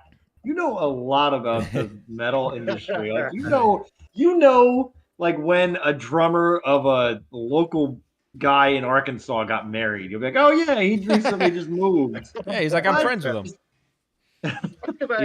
No, he said Nick with an N, Nick Fuentes. So I don't know a whole lot about him other than he is an actual like white supremacist that streams on YouTube. That is or it might not even be YouTube. I can't remember. Can't remember where he is, but he is self-proclaimed, I assume. Yes. Okay. Like this is someone that is actually, has. Okay. All right. Yeah. So no worries. There's no confusion about that. I know that from wider context and other streams and all sorts of other shit that I've seen around this. Okay. But he is the common go-to for like if someone wants to cite a white supremacist streamer or vlogger or YouTuber or whatever, they go to him. He is the boogeyman, although an actual one, I guess. But he's always the guy that comes up because, he admitted it. So no ambiguity there. Yes, I do. Nick Fuentes is a neo-Nazi. Now, listen, free marketplace of ideas. I'll talk about anything. But dude's a Nazi. If I ask him, are you a Nazi? He doesn't say yes. The reason for that is because, especially on the platform that we're on right now, lying about your views is a way more effective way of disseminating them than just being open about it. If everyone who was a bigot just said, like, yeah, I'm a racist, welcome, we're going to talk about racism, then there probably wouldn't be that many racists in the world. But things like dog whistling are a very effective way of bringing people over. I would say that your particular... Yeah, hang on. I don't agree with that at all. I don't know Why if would that's there be even a true statement. Yeah. So the idea is that if we had an open discussion with people who were self-proclaimed, whatever, prejudiced people, I mean, what is that assuming that they would get talked out of their views? No. He's saying that they lie. He's saying if we had a discussion and we're like, oh, are you racist? Then he's basically saying, oh, there would be a lot less racists in the world because they lie. So they would exist. It's just that if that was the barometer for whether you are racist or not, is we just asked you if you were, they would say no. And so then technically on that scale, there would be less racist. But yeah, that's what then there needs to be a standard then, because then that's whenever it falls into that ambiguous. And I was going to say ambiguity. It was just like it falls into I know. territory ambiguity, subjectivity, and Yeah. like you have to rationalize. Okay, well, yeah, okay, if it walks like a duck, talks like a duck, there's an argument to be made for that. But Yeah. then, at what are we? That's obviously much more simple than just saying, oh, well, you are like. I mean, I don't. If these two guys can't even agree on the definition of white supremacy, which seems like Dankula was, kind of like essentially kind of echoing more or less what Vaush was saying, but Vaush was disagreeing with him and going, no, that's not what I was saying. So they can't even agree on what it is, let alone how to identify it and what the parameter, what you said, the barometer for white supremacy actually is. I mean, I'm sure there's other people who are probably like-minded to Vaush that would disagree with him on a lot of the things that he's saying, even if they have the same vitriol for towards white supremacy. Maybe. Like, where Kind do of you draw the depends. line? A lot of like the bigger socialist streamers probably wouldn't disagree with him, but mostly because they're sort of all on the same team. Like it's sort of it is very a I guess. tribalistic thing. Enemy It's of sort my of like enemy. I don't want to burn that bridge because we can both make money from doing this sort of thing. Like we both benefit. Sort of thing. So you may not catch too many disagreements. Now, the only time you'll catch disagreements is whenever one of them slips up and says something that the wider like movement doesn't agree with, and like so once if one of their own fan bases turns on them, then all the other streamers will turn on them too because there's blood in the water now. They're like sharks. Yeah, I mean that's pretty typical of most communities though. But yeah, Yeah, sure. True. Wow. All right. yeah. Particularly bad. I would say the only people who can look at your content and not think there's an underlying bias are people who are willfully delusional or people who are biased themselves. But that's what we're here to discuss. I'm interested in that. Huh? Oh, AFK. Whoa, AFK. Why has it been doing that lately?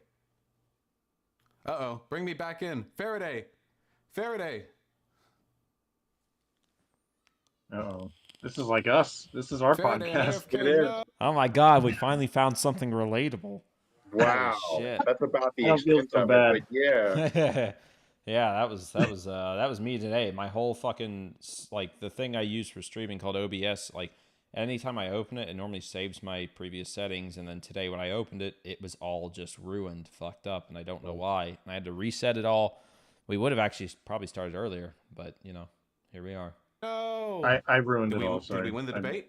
You Dude, Discord has legit been like kicking me out of voice channels every like 5 minutes. It's crazy. Wow. I'm on Team Discord. Running away from the debate. bitch. I wonder if Count Dankula is still talking. Okay. Whoa! I Jesus. got fucking AFK booted. What are your server settings? AFK channel. I think you may have accidentally clicked off somehow. All right, You here gotta I'm leave gonna the Discord every kinda 2 open or minutes I'm something. gonna click my Discord thing. All right, sorry, wasn't jumping on out there. All right, hit me up. Return. Wait, videos. Wow. Okay, yeah, we're good. Yeah, okay, we're back. Yeah. Sorry, it's, So basically the setup to this is white supremacy is something that's very vague and can be applied to very, very many things outside of the most commonly recognized or even the officially recognized definition. And regardless of what I say, people could still assume that I'm a white supremacist because we can never confirm what people truly believe. And also, regardless of what I say, it can be discredited as lies because white supremacists lie. What a convenient setup it is for you. it's funny that you're retreating to this because this is how you discuss literally all ideas. So wait, really quick. Retreating to that. Retreating. God damn it, dude. Fuck me, man. Wow. Fuck you. I'm actually curious. Wait. Do you think it's possible? Do you think it's possible that a person could have a belief and lie about it? Do you think that's conceivable? I do think it's conceivable. All right, then how do we determine whether or not they have that belief? You could always ask me. Wait. I said they lie. So how do we determine whether or not they have that belief? I guess you're just going to have to trust me, Vaush. Wait. I'm not talking about you. I'm talking about broadly speaking. What do you do if they lie? He is talking about him though. Like, let's be real. Of course he is. Like, that's just Yeah. retarded. Like, why would you? Well, say and that? even if he wasn't, right? Like, let's say hypothetically he's talking broader Yeah. about white supremacists. What then though? Like, where do you? He's also picking the worst possible person to do. Like, comedians I are know. not. it's and obviously like just because you're a comedian doesn't mean you can't discuss things at face value, but you're talking about because he's going into his world. He's going, well, here's comedy. How do I know you're not a white supremacist based on your comedy? That is a losing battle 100% of the time. Yeah. I know. What do you do with that? It's like, are we gonna say that like, fuck, like, I guess people do try and do it. Like people, people like gave Dave Chappelle a lot of shit for like jokes he made about trans people, but it's like, well, you can like that. Like that's what comedians do, not specifically about trans people. It's just about all groups of people. Like you just it's something anything. funny. Or anything on earth. Like it's not out of it's not off limits. And I think that's how it should be. Like I don't agree that you can't joke about things. Like I have my own personal taste. There's certain things I don't like to joke about. I'm not gonna say that I couldn't hear a joke about those things though and not laugh. It's just that generally, certain subjects I won't touch personally, just because I've just either I'm not. I've kind of gotten out of some of my more edgy stuff at this point, but also like with pedophilia and all that crap, with it being such a hot topic of the last several years. Yeah, you got to read the room. Yeah, like it's just not something I enjoy even discussing or talking about. It's just like, ugh, man, I don't even want to go near it. But I'm not gonna say that I could probably hear a joke about it, but from the right comedian, you tell the right thing and it'll probably still get a laugh out of me. Usually it's more of like like when you hear an edgy joke and you sort of are laughing out of just like, oh my God, that's so fucking awful. Disbelief. Yeah. Like, holy shit, I can't believe you said that. Like that's normally probably more so what I'm going to get out of that. But yeah, so yeah, it is really the worst. Oh, what person? How do you sleep at night? On a mattress from Mattress Firm. So I sleep. What is It's the best sale of the year. Get a Sealy King bed for a Hello? sweet price. Get matched at Mattress Firm. No, Sleep at night. hold on. What the fuck was that? I just had an ad play. Where was it?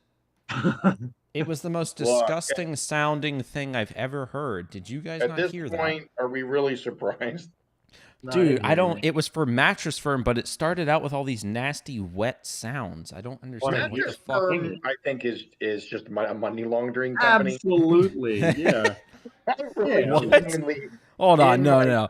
Save that. Save that conspiracy for when we get to M. All right. I don't know what you're talking. Write that down somewhere, okay? Look, I don't know. I think it's in my core. He's basing that off of like you see so many mattress stores. Like I see tons in the city, and nobody's ever in a mattress store. So they're like the car wash of the. Well, they're like car washes. They probably launder lots of money. Yeah, a la Breaking Bad. Yeah. I don't know if they're laundering, but anyway, let's get back to this. That's a discussion for another day. I don't know what the fuck that was. I hope it doesn't play again. That was disgusting in my ears. Very loud. But this debate is about me. Okay, I'm asking you a generalized question that we can apply to the context of this specific discussion. What do you do if a person lies? How do you find out what they actually believe? I would probably say it reflects in their actions. Oh, okay. So you're saying you can look at their actions and inductively assume their beliefs from the things they do? Possibly. Then again, sometimes the action might not actually directly be based on what they believe. Yeah, I agree with that. That's what we're having a discussion about. Yeah, again, like, my dude, I make edgy jokes all the time. I make racist jokes. I make sexist jokes. I get in a lot of trouble because I'm a pretty full-on leftist over here, And I recognize that the it's a joke defense is actually legitimate sometimes because sometimes it's just too funny not to say. But I also recognize sometimes people lie. And one thing that really bothers me is I feel... So, are you lying, Vaush? Maybe you're lying. Maybe you lie, stupid asshole. Like, come on. Comedy is what? Like, the whole point of comedy is that you're not really... You're lying. You're covering maybe a thing that people believe with this with an exaggeration. Exaggerations are usually Yeah. dramatic. Hyperbole, like if you hear a hyperbole, dude, you're going to the moon, and if you took that literally and you went, oh my god, I'm not ready to go to space, like you'd be obviously Yeah, ready to go that's to so Yeah, dumb. you'd be looked at like an asshole in the room. You're like, Yeah. shut up. And that's just where emotional intelligence comes in, I think, to recognize those nuances. Like this guy clearly has a lot of book smarts, but not really a lot of people smarts. I mean, or maybe he does. Maybe that's why he's so good at doing this. I don't know. It Manipulating. feels like a lot of low hanging fruit that he's resorting to. Like I don't want to give him more credit than he deserves. I don't think it takes a communicative genius maybe to do a lot of the things that he's doing. Maybe he is. Maybe he knows how to just completely back someone into a corner, and he studied all these methods and tactics, and he knows what he's doing. Or he's just, I don't know. This is just how he goes about things. There's a lot of people that argue like this, especially on social media, Yeah. and they don't even know that they're doing it. That's just what being disingenuous is. They just Well, I was going to say, I think that's where his intelligence comes in, because I think he does know what he's doing with these things. It is tactical, I think. I think like just he's for money. I mean, it's like purposely why? Go get a real fucking disingenuous. job. All right. Well, It's I like mean, shit, entertainment. man. If I could make money just doing this, no, I couldn't do it. I don't No know if I way. can do that. I can't even be a salesman. Like it's not in me. Yeah, To like, fuck salesmen. like I just, I just mean like, because there are aspects to it where like it's one of those things where you're like, you tell the truth, but maybe not the whole truth, and It depends. I just It's that's not hard part to of be. me. It's like an honest lawyer. It's hard. You can do it, but Well, being in the right environment and holding yourself to a yeah, high I mean, standard can be difficult. It can. lawyers lie and whatnot, but like it's more so. Or sorry, that I shouldn't make such a broad sweeping statement like that. I didn't mean for it to fuck sound like that. lawyers. I didn't mean for it to sound like all lawyers. My bad. You're No, I just anti-lawyer mean on this I mean they podcast. can Yeah. lie because they're people. They're fallible, right? Like everyone is. And so at the end of the day, lawyers are people. But what I was going to say is a lot of times it's not usually lying that lawyers do. It's because they're working within this framework of laws, and there's oftentimes little loopholes, little ways they can skirt around things, and that's usually just a tactical thing depending on which side of the argument they're on. I love it. It's a fucking art. It It's an kind of art is. Like, I form. don't necessarily hate that, because it very, like, you know, in cases where maybe someone is wrongfully accused of something, if that's what gets you out of that, if that's what Right. helps get that person out of it, then obviously I would be fully in favor of it. Of course, I would rather have more clear laws in that case, but Well, also right. the more like clean cut you make laws, I think, because like I feel like certain laws maybe would have to be broad, because like things very Well, yeah. often Think are about how not many black and white. instances. Right. Yeah, like issues are very often not black and white. Like there's usually a lot of nuance to them. It's like you're not just gonna say, like, you know, say a wife is being abused by her husband and then she kills him. It's like, is that? And then we're just gonna say, oh, it's murder, done, closed case, bye. And you're like, well, Right. but she was getting the shit beat out of her every fucking day, so Yeah. should she Well, that's the really? difference Is it between, really the yeah, same? offense Yeah, so like that's and why I think that's why our laws are the way they are. Yeah. I mean, sales is that's a tougher one. Not that I'm going to get on that tangent, but I mean, if you're misrepresenting a product or making false promises, you're not Yeah. even a salesman at that point. You're just a con artist. Like you're not. There's no respect in there. Like people say, oh, you know, I can sell ice to a. Well, I can't even say the word anymore, but sell ice to Can you somebody not? who Is that isn't that does, their name? no, it's Can't you? Inuit. Are you really? Yeah. Wow. Yeah, Inuit. Well, that's Yeah, why that was they changed their name to Electric Callboy. Used to be that band. a different Callboy. I mean, you can say it. Eskimo Callboy is what it used to Yeah, be. Yeah, that like used it to be was their a old name name. that was assigned to them, not by them, right? And they are now Electric Callboy for that reason. So people say, "Oh, I can sell ice to a whatever Inuit," and those, you know, they don't. It doesn't roll off the tongue quite the No, same it way. does But not. it's you. They don't need ice. They need a chisel. Like you're a con man if you're selling something to somebody that they don't need, or again, True. strong-arming them just to get the sale or making false promises. It's not a salesperson. You're just a fucking liar. I don't have respect for that. But, same here. It's like, I'm all for a good debate. I think that there's arguments he could make. I think maybe there's an argument to go, okay, well, are you doing things that are on par with somebody who is racist?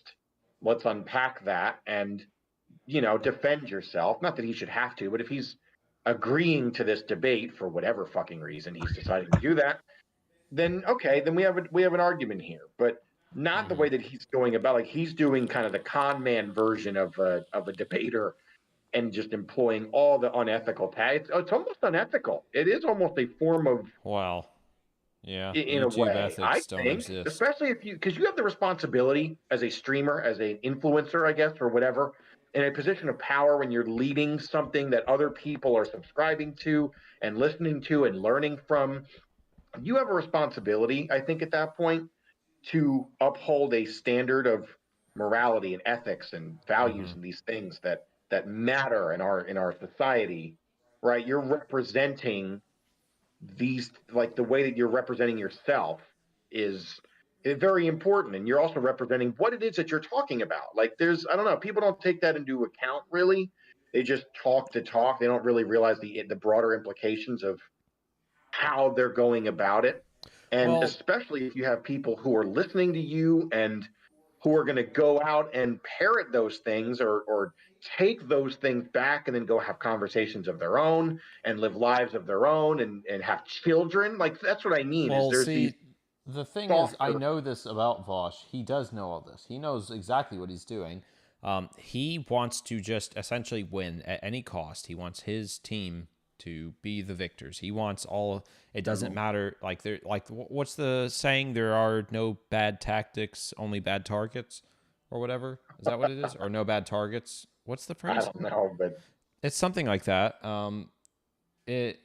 He knows exactly what he's doing. That's why his whole game is rhetoric. He just wants to be convincing. He doesn't care about how he achieves the change. He just wants the change to occur. So if that means, at all costs, just murdering everybody you don't like, well, he's not necessarily against that. And I have it in his own words. Well, even in war, that something he believes. Even in war, there's war crimes. You can't just do whatever you want, which is kind of a funny thing to think about. I know it is, right? All fair and love in war, but that's why the whole Israel-Palestine thing is so contentious. Is that, well, I don't know what the fuck actually is happening over there, but there's people that believe that both, I guess, Israel and Palestine, or one or the other, whomever, is/are committing war crimes against civilians and whoever, and that's why I think there's a lot of emotions tied to it. Which I understand, I guess. Like, if you buy into whatever media is telling you that, whether it's true or not, very much. That'll be once we get to I, which I think is the next letter. So let's definitely have some fun next week. Oh my God. But that, there, even in war, there's things that will get you whatever. What is it? Court-martialed by the what is it? What's the convention? I Not know. the Geneva Convention. The United Nations? No, wait, Geneva Convention. Yeah, I think Geneva Convention. They're the ones. Yeah, they're the ones that like basically say no more napalm or no more. Whatever. I don't believe that at all costs. Especially, give me a fucking break. This dude. It's not like he's leading some revolution. I guess he thinks he is. He might think so. Perception is reality, right? So yeah, and I mean, with the more and more things from online spaces bleed over into real life, he may very well be on that front. Oh boy, I will be in the opposition. Weird world we live in. Whatever it is. Well, and it's funny because I wouldn't we all agree that white supremacy is wrong. So it's this weird gray area because. Yep. Like I think even Dankula would agree with him and be like, yeah, we're all, at most rational people, I think 99% of Earth would agree that white supremacy is wrong. So it's a very easy stance to take. So let me retract that statement. I'm not going to say that I would be the opposition no matter what, because there's things I think that we would agree with. That you should have a equitable and inclusive whatever existence in your culture for all races, all genders, all backgrounds, etc. Yeah, I don't. Most people aren't going to disagree with that. I'm certainly not. You should absolutely maintain that standard, and that's what we should work towards to make a more fair um, and equal society. But and this is a case of agreeing but disagreeing on how to go about it. That's This why is I would be the opposition, because the way that he would go about it would be, hey, I'd like to actually have an honest debate, and he would just shoot me, and I'd be like, okay, well, fuck you. You had me in the first half, Chief. Not even. You had me in the first 30 seconds, maybe, and even then, maybe a couple milliseconds until he lost me. It's how he's going about it. Like most people, I mean, even just the topic alone. As soon as you bring up white supremacy, it's like, fuck. Yeah, everyone gets on edge. They Yep. start choosing their words very carefully. Even I am now like making sure that nothing that I say would be misconstrued, because it's like, well, we're criticizing a guy who's Don't even worry about it. attacking white supremacy. You have to be kind of careful. I don't know. Maybe I subscribe too much to the whole cancel culture fallout. I mean, I think I'm at a point where I think it's almost inevitable. Like, I think we are fairly reasonable people. Now, I mean, that's obviously, I could be lying. You never know what I really believe. But I think I like to believe that we will talk things out, listen to ideas. Now, obviously, if you come out the gate, like if you come to me and you say, I think whites are better than everybody, I don't know how generous I'm going to be able to be to your position. I'll be honest. somebody clip that. Save that soundbite. Save it. Yeah, someone, all 0 viewers. You know what? Future viewers, clip that so that I can use it as a meme later. But like, if you say something like that to me, I don't think I'm, I want to believe I can listen to anybody, have the conversation with anybody, but that one's pretty hard. That one's pretty tough to engage with, mostly because it's like, well, there's no gray area with that. You just think that. So it's easy to debunk, though. Like, if somebody says that, they're 0% of the time are they ever going to have an argument that holds up, right? This is why the free marketplace of ideas is hold great. on now. Yeah, but it's not that's not the problem there, because I agree. I think racism is just fundamentally retarded. It is stupid. And so, but that's not what a racist person thinks, right? Like, they don't. It's like trying to convince a crazy person they're crazy. Like, that's not the same thing. Like, you're not going to be able to convince them that they are being unreasonable or that their worldview is illogical. Well, I mean, no, sorry. Yeah, you can do it. Daryl Davies. You got to ask a lot shout of questions, but you can do exactly. You got to, like, you can't just come out and say, "Oh, you're being unreasonable," because that doesn't make sense to an unreasonable person. Asking that is 101. You have to be more whatever. You got to go about it in a more nuanced way. You would have to listen to what they're saying. I'm happy to admit that I get why people aren't willing to be generous or to even listen to someone like that. Because I do too. I would want to listen to someone like that in order to maybe convince them otherwise. That would be the goal there. Well, but like the guy that's a pretty hard thing to do. Daryl Davis. Yeah, I just mentioned him. Thank you. Yeah. Wow. Good memory. Yeah. Like Daryl, I mean, and it's funny how many left-leaning anti-white supremacy people would probably disagree with how Daryl Davis went about it. That is so interesting to me. I know, because what's funny is they would see that and they go, "Oh my God, what a hero!" But then they won't employ those tactics themselves. Now, I'm not saying everyone out there in the world needs to or even should go out and try to do that, because I'm sure that's probably pretty fucking dangerous. Like, especially for Daryl Davis, a black man. That was super dangerous for him to, essentially get in or like work his way up to KKK members and convince them out of it.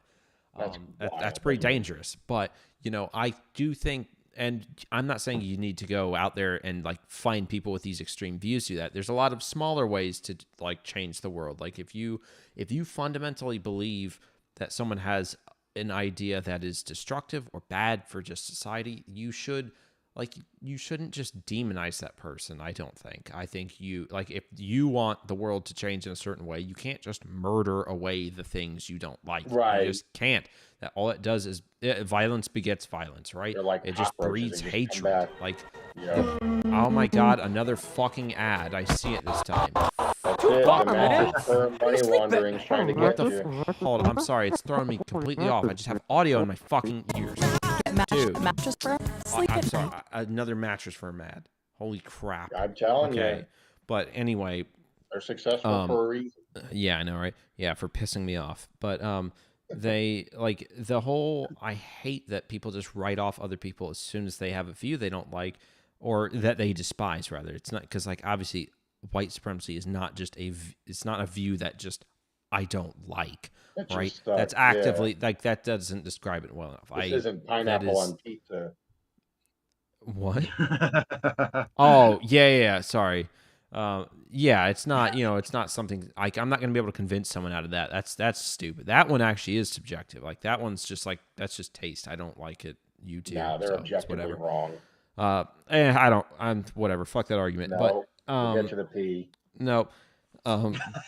But I like having discussions. Unfortunately, a lot of people don't like having their beliefs challenged. I do try to go about it in a way that is like I don't want to sound like I'm being combative necessarily. It's gracious. Unfortunately, like the it. way I talk, when I start getting into stuff like that, when I ask a question, I feel like people are usually immediately get it like on the defensive, mostly for several reasons actually, because the way I talk, which I sometimes don't realize, like I can sometimes sound like an asshole, and also I am a very expressive person. My face, like I can't lie. Well, I mean in the sense that like when someone says something I disagree with, my face says it all. My girlfriend anytime I'm feeling a certain way, she knows exactly how I'm feeling. If I'm in a bad mood, she's just like, "What's up?" Because she sees it on my face. Like I'm not. Mine's the same way. Like I'm pretty expressive with my fucking eyebrows. Even my teacher called me out on it the other day. Not that being expressive. It's just he said something and I kind of raised an eyebrow. I like literally do that. Like the eyebrow raising thing, and like an anime. Literally, I'm pretty bad about it. Like I can't hide when I'm questioning something. But that usually gets me into the conversation, whether the person believes they're, I'm about to say something they don't like or not. But unfortunately, a lot of times if I try to have conversations, it can boil down into them assuming I'm on the offensive and trying to discredit what they believe. But it's more so I'm just trying to kind of figure out what they believe. Maybe throw in a couple curveballs or whatever, just to kind of maybe challenge what they believe or not. Because if they have a position that they are not willing to move on, I like to throw in a couple of curveballs and then see if maybe that messes anything up, or not messes anything up, but sort of gets them thinking. But of course, they think I'm purposely trying to mess them up. But that's kind of life. Unfortunately, that is really how most people. That is what most people are trying to do to someone else. I mean, case in fucking point, Vaush here. He's just trying to fuck up Dankula for no reason, essentially.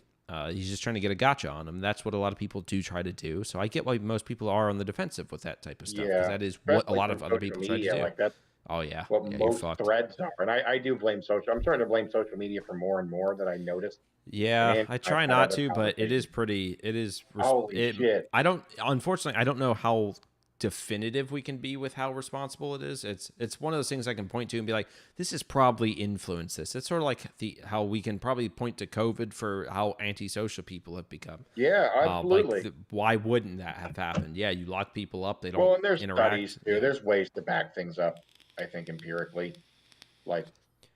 I think it would be for that type of stuff. Because empirically, you to get hard evidence, you would have to have, for some reason, everyone out there go, yeah, I'm antisocial now because, I lived on Facebook. But you can't, obviously you can deduce things from looking Well, at. you just look at you can but- look at trends from Yeah, like well, pre-social that would be. media to Wouldn't like that be even like the correlational? loneliness epidemic. There's trends showing that people in all age groups are interacting with friends or peers or colleagues less than ever in history. Like we have, Oh ways yeah, of sure. measuring. You can look at that for So sure. that's what I mean by it's not maybe that cut and dry. It's more like, oh, there's a study for this one thing, and then you start to piece together from another study and another study and your own observations, which is important. If you kind of your own people say, don't do your own research or whatever, and a lot of people their Who research says is just that? Googling and finding the first link. Who the fuck Well, says don't do your own research?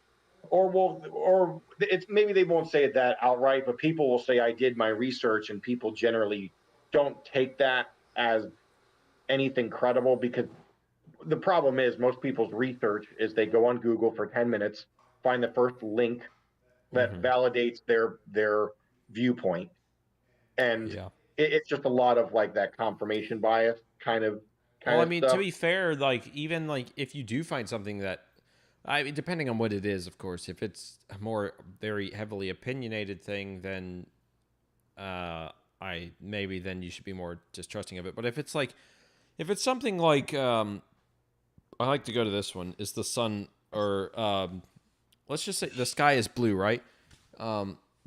You would get maybe a fringe amount of people that disagree with that for some reason. And it's not because they're colorblind, it's just because for whatever reason they just disagree because there's like 3 people on earth that are crazy. It's cyan, and cyan is actually like its own that color. type of thing. Like if it's something that like universal where almost all like pretty much it's the amount of people that disagree with it would make it indistinguishable from me just saying everyone agrees with it. Like obviously if I go find something like that, then hopefully you're not going to roll out the argument and just be like, oh, well, you just found the first link on Google that said the sky is blue. Well, yeah. And I'm like, oh my Depends on what God. it is. Oh, yeah, I guess you just said it. The sky is cyan. Yeah, if someone disagrees about the hue, whatever, who cares? Humans. Yeah, Anyway. I know, right? That's wild. Yeah, let's get back to this. I don't even remember where we left off. I feel like comedy is getting ruined by people who say they're comedians and that they're just making jokes, but all they're actually doing is using it as a cynical vehicle to push their politics. Oh, God. Yeah, what do you have to say about that, Andrew? Can you play it again real quick? Because I only caught the tail end of it. I really can't. It's pretty hard to rewind on a 2.5 hour video. I heard him say. I heard him say comedians aren't there to tell jokes; they're there to push their politics. Was that the crux of what he just said? Well, no. Essentially, he's saying he thinks comedy is getting ruined by people essentially infiltrating the comedic space in order to push their politics instead of tell jokes. So he's saying he thinks comedy is getting ruined by that. He's not saying all comedians do that. Oh, I mean, I'm sure there are people that do that. I don't think there the absolutely comedic are. Like if you have the balls to go up on stage, not that I'm just because it's such an like the work that I've seen people do. It's really none of that. It's not, and I've been to enough clubs to see that there aren't people like those people aren't doing that. They're going to actual like forums or debate groups to talk. Yeah, like it's not. You might have a dramatic opinion, but you're not there to push it. You're there to say. I just don't think that's he even if he's saying, oh, I've seen 5 people do it, that's not the comedic community at large. That's a couple of assholes. I mean, to be fair, he did say that I think he said comedy is beginning or starting to get ruined, or is like it's happening, which I could kind of agree with. Like generally, I think people. A lot of the newer comedians that are coming out. Honestly, mainstream comedians aren't the ones that are doing that. I don't think because like mainstream people are like Dave Chappelle's mainstream. The people that are maybe putting more politics into their comedy are the up and comers. I think, and funnily enough, I guess it's going to come from both sides. I think. It seems like most comedians are generally left-leaning, so funnily enough, the people, quote-unquote, ruining comedy, that, as he's saying, are on his Yeah. side, although he Yeah. doesn't really consider himself a lefty. He's not really part of that crowd, because he's so far left, like he's beyond. He's outside of the what's the fucking box of the political spectrum. Like he's almost outside of Yeah. that. He's got his like socialism is something that like lefties for the most part are kind of like no. Like most people, you could probably get more people to agree to be like a social democrat before becoming a socialist. For now. I can agree with there. I would say there are some like I've definitely heard people that because they're big, they can kind of get away with doing a little bit of political pandering. I actually I want to Well, amend Dave that. Chappelle would be an example of that. He had a special a long time ago when I was younger that he did kind of like he started to talk about Obama, and he had like a 5 minute period where he was kind of, it did sound like he wasn't making any jokes, like he was just kind of saying, man, it's some bullshit going down in America today, and it was kind of all those like anytime you have an audience that's clapping at a comedy show, you're kind of forgetting the whole point. Like you shouldn't have clapping from the political agreement of your crowd. You should be making, if anything, you should be making fun of the things that people agree with. That's the hardest thing to do.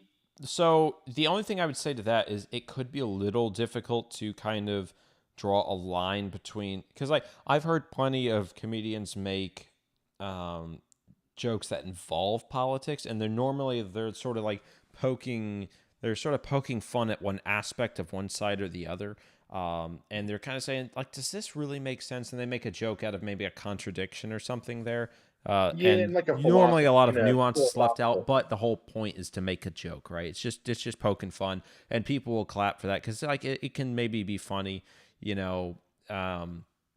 So and it could be maybe a little difficult to determine whether they're actively trying to sway people a certain way or not, or that they're just trying to appeal to an audience that believes in political beliefs. I mean, a lot of the comedians are the new philosophers, right? So I don't think that I don't think that it's wrong to, because like all the great comedians, I mean, George Carlin was one of the legends, and he said a lot of things that were not.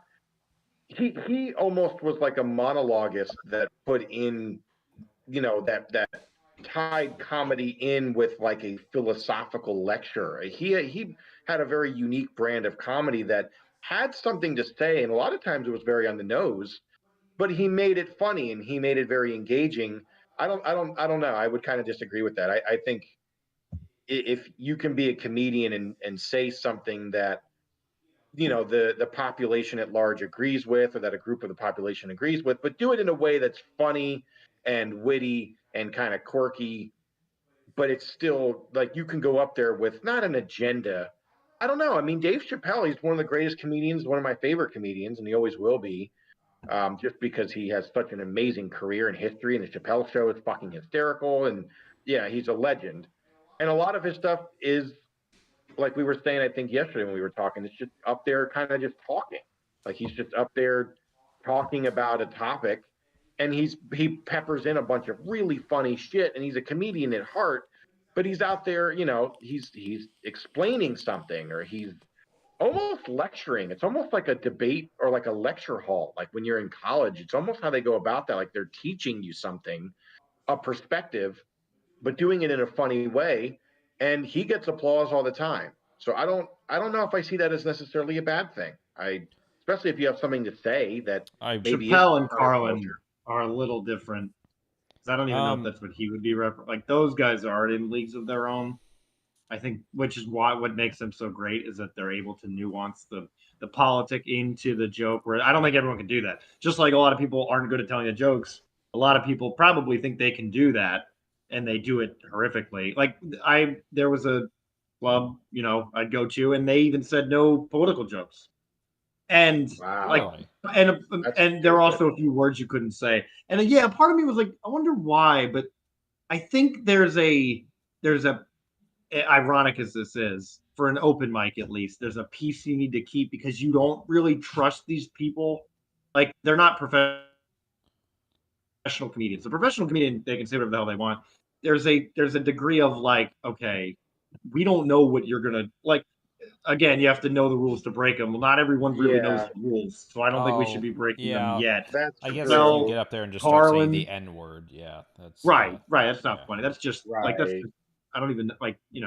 You could argue, oh, freedom is, but it's like nobody wants that. Like, really, no one wants that. So yeah, you're right. Of course, Chappelle, and I agree. Yeah. Carlin. Well, major Carlin, comedians say that. So, and not that I'm defending one thing or another. I just there is a time that the population at large, like with Louis C.K., there's one joke. I'm not going to fucking say it, but there's one joke that he makes that was on one of his specials that is pretty widely viewed, right? And I'm almost just like making the argument that anything can be permissible and is permissible by society at large, apparently, in the right setting. And he makes a joke where he talks about a deer and uses words almost in like a form of protest, like to see if he can get those words in the joke about the deer that he hates and the way that he describes the deer in a way that, yeah, you have to almost be Louis to get away with it. It's weird. Yeah. How do you, like, what's the litmus then for who gets to say very offensive words and get cheered, get applause? And he's white, and he used the N-word in a joke about a deer and got applause and laughter. That's fucking wild to me. Like, I mean, if he went to that I club, don't. could he get away with it? I don't know. Maybe Yeah, I he would don't be know. banned. It's a subtle art. I think it's definitely not something that most people can do. Because like I think like I find I think I'm somewhat funny based on people I know, but like I can't be a comedian. Like I don't know how to structure. I don't know the art of structuring jokes really. I'm more sort of just off the cuff. Sometimes I'll say some funny shit or whatever or act retarded. But and that's not the same kind of comedy. Whereas like we were talking about George Carlin and like George Carlin, it's funny. He wasn't I don't know how much nuance I would say was there. It wasn't very or it's not nuance isn't the right word. What is it? Like when he starts talking about something, yeah, there's not a lot of subtlety with the thing he's talking about. Normally he's just going to be like, so let's talk about, I don't know, fucking feminists. And then he'd go on a fucking rant about it that involved, talking about like specific contradictions in their views, do whatever, something like that. And so there wasn't a lot of subtlety in what he was talking about, but there's a lot of funny little jokes that he would make during his rants. And him and Dave Chappelle both do it. Yeah, they infuse their political views, or rather, let's just say their views of the world, rather. I would prefer it that way. It's not strictly political. It's just normally, like George Carlin especially was making more so just observations about groups of people that he would see and be like, that's kind of weird, and then he'd make a whole bit about it. And Dave Chappelle, I don't like Dave Chappelle more recently, ever since like once he made his big comeback, that's when he started doing more of those moments where he would just sort of talk. Like it wasn't so much jokes. Like his older specials, like during the Chappelle Show era, I don't think had as many moments like that. It was more just strictly jokes and funny stories and absurdist humor. But I don't know. There's an art to all these things. Obviously if you just get up on stage and start saying the N-word over and over, well, I don't, like, Hardy R as a white guy, like that's all you say. I mean, like that's just that you just say that one word over and over. There's no intention. Other words. Yeah, it's not funny. Like you're going for shock at best. Like that's all you can argue. And so I like when you say like there's the comedy club has certain words or you can't say and they say no political stuff. The only thing I can think of is that I get it in the sense that probably most of those people maybe aren't nuanced enough or don't have the talent to be able to work those things into their jokes. And also that maybe they're just trying to like, those types of things, those can be very dividing for a crowd. And so you just want, and as like me, if I go out somewhere, I don't want to be talking about politics. If I'm going out somewhere to laugh, I want to forget about maybe the real world. I'm not here to hear a political lecture. It could be a business decision too, like to not scare people off from wanting to go there. It's like, that's what I'm saying. any That's deterrent. yeah. Yeah. That's a kind of that's part of what I'm saying is that you want That you don't want to makes turn sense. away people who are entering your business for Customers. one, and also Yeah. two, like people are there to have a nice time. Maybe you just don't want them to have to hear like if like I just said, when I go out, I don't want to be. I'm just trying to have fun. I'm going to a comic club. I want to laugh. I don't want to think about the fucking state of the Well, world. what's It's the fucking line? Like nonsense. I don't Andrew, know. I your don't know the famous line. joke, Andrew, and I guess I'll, but you have that yeah. famous joke that got you in hot water with people after you said it. But it's personally, it's my favorite one you ever wrote. I just, So I think but I'm that laughing. It's fucking hysterical. with that situation, it's like the other comics came up to me and they were all on my side. Most of the general populace, or at least the people that weren't on my side, were people, and it really just comes down to your perception and availability to humor. In this Yeah. guy's case, I keep forgetting what is it, Shay? What's his name? The ponytail guy? What's his name? The red Vaush. shirt. Well, yeah, like he clearly has a different scope. Like everyone that goes, oh, I can joke, I can make. Like I know personally, there are very few jokes that or at least uh, topic wise, that I won't laugh at. Like even things that I know that are bad, I can go. It's a joke. Like I can even go that far where it's like, wow, Yeah. that's well. But not everyone. Everyone has their thing. Everyone for that woman that particular night, I told a joke about a particular major American event in the 20th century Yeah, that that may or happened may not have involved roughly loss of 23 life, years ago. and people take it personally again for this same reason what he's going through, where you have a thing that's important to you, or important to a lot of Right. people, Yeah. racism in this case, and it, for lack of a better term, it triggers you. That's why I get it. Yeah. yeah, that's it. But with comedians, I think comedians know that there's that like shield of almost healthy dishonesty that comes with a good joke. Whereas the average Right. person who maybe isn't funny or isn't as comic, which is like, why are you there? That's kind of the comedian's defense, and that's always a good defense, is why the hell are you at a comedy Why are you club there? Yeah. Right. if you can't handle it'd be like going to a football game and you don't like contact sports. It's a complete cognitive Yeah. dissonance And like of the art form. that's like so. And that's what I would yeah, go ahead. I'm done. No, you finish. Sorry. I don't know if I was just gonna say, like Daniel said, what's the why Well, it's because some people just can't handle it for whatever yeah, I reason. was gonna say like it's one of those things where, so someone I know, whenever I watch movies, I always check before we watch the movie. I check the ratings for specific things. There are certain things that bother this person that they just can't handle seeing in a movie. Like they can recognize it's fake, but it's still it's too much, and I know that. And out of respect for that person, I purposely look up ratings on these movies before I watch them with them, and if there's certain things in there, then maybe I just don't watch that movie with this person. And now that is something, and that's something that's a personal thing, right? But obviously, if I went to a comedy club with this person and someone started making jokes about the thing that bothers them, well, we can't hold that's not the comedian's fault if that thing bothers that person, right?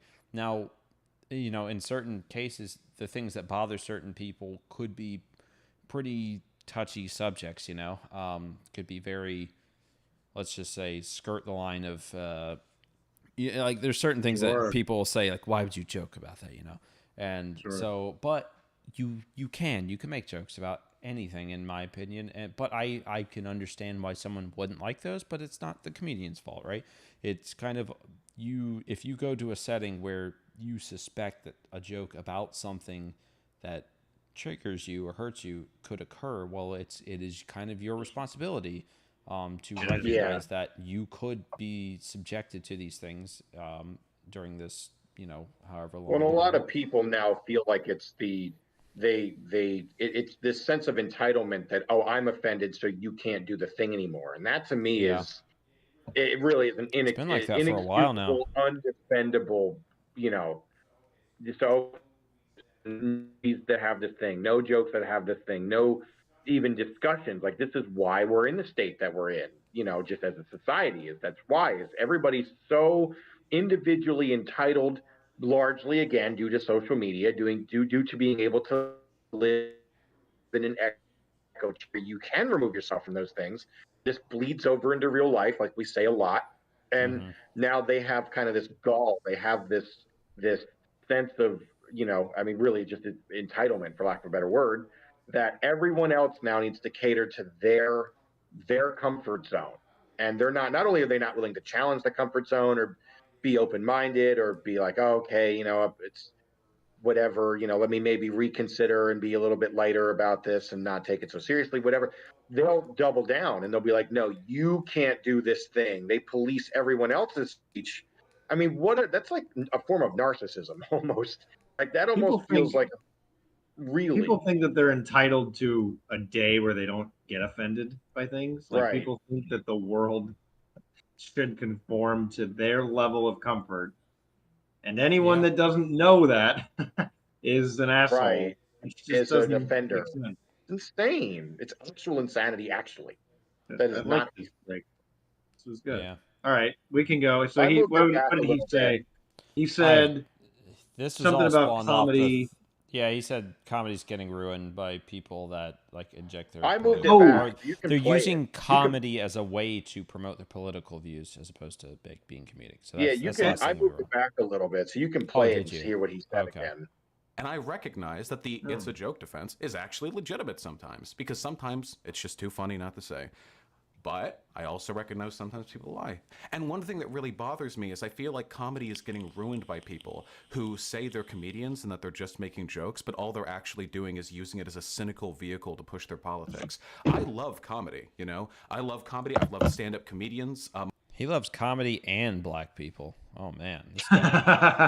He's very in tune with the culture. My entire life, I'd like to think I'm a decently funny guy. So when I watch people like nonstop just act like Nazis, but then they're like, whoa, it's just a hilarious prank, my dude. It's just a joke. What, do you hate comedy? I feel like... What does that mean? Jesus. I don't want to get stuck on another fucking 20-minute tangent because I would like to watch more, but what the fuck does that mean? To be like, how could you nonstop act like a Nazi and then be like, oh, it's just a joke? What does that even mean? Yeah, and even that, what does that mean? What does that mean These to act terms like a Nazi? We throw around so loosely. Like, Jesus, you'd be like, oh, sorry, I burnt, I fried, I killed 6 million people. It was just a prank, bro. Like, is that what does that mean? Yeah, like if you're wearing Nazi? a swastika on your arm, then yeah, that's probably pretty telling. But I mean, he, apparently, according not to even him, necessarily, because look at PewDiePie. He got in a bunch of trouble because he did make a joke. He had a video where he wore a Nazi outfit, and I forget why. I cannot remember the context of it all. That's pretty stupid. It was this was during a different time. This was several years ago at this point. This was actually, no, I guess this was during, or was it? No, I think Wall Street Journal or someone, mainstream media fucking attacked him for a joke he made in a much older video. Where I forget why he did it. It was just he dressed up and made stupid jokes. I can't remember the full context of the video, but it was clearly, it's like, dude, he's not a fucking Nazi. Like, give me a fucking break. This is so stupid. And luckily most of the internet fucking recognized that and was on his side. And then of course, several other controversies later, he lost a lot of his sponsorships and all that for other reasons, but we won't get into that right now. But yeah, I don't know, like, you can do it. Like, I mean, shit, like, there's an episode of It's Always Sunny where one of their I think it's Dennis and Dee, their grandfather is like a Nazi, like a neo-Nazi, and they didn't realize it until they got older because it was just something they never thought about. They discover like he has a whole bunch of Nazi memorabilia, and Charlie and Matt get a hold of it, and they want to like sell it off to a museum because they're like, oh man, this would be super whatever. And I think Charlie, he's like he's the dumbest of them all, intelligence-wise. He's like wearing it for a scene. I can't remember the full context of it, but it's just something stupid. He's just wearing it, and it's like, okay, so is Charlie Day a Nazi? Is the actor a Nazi because he wore it for a joke?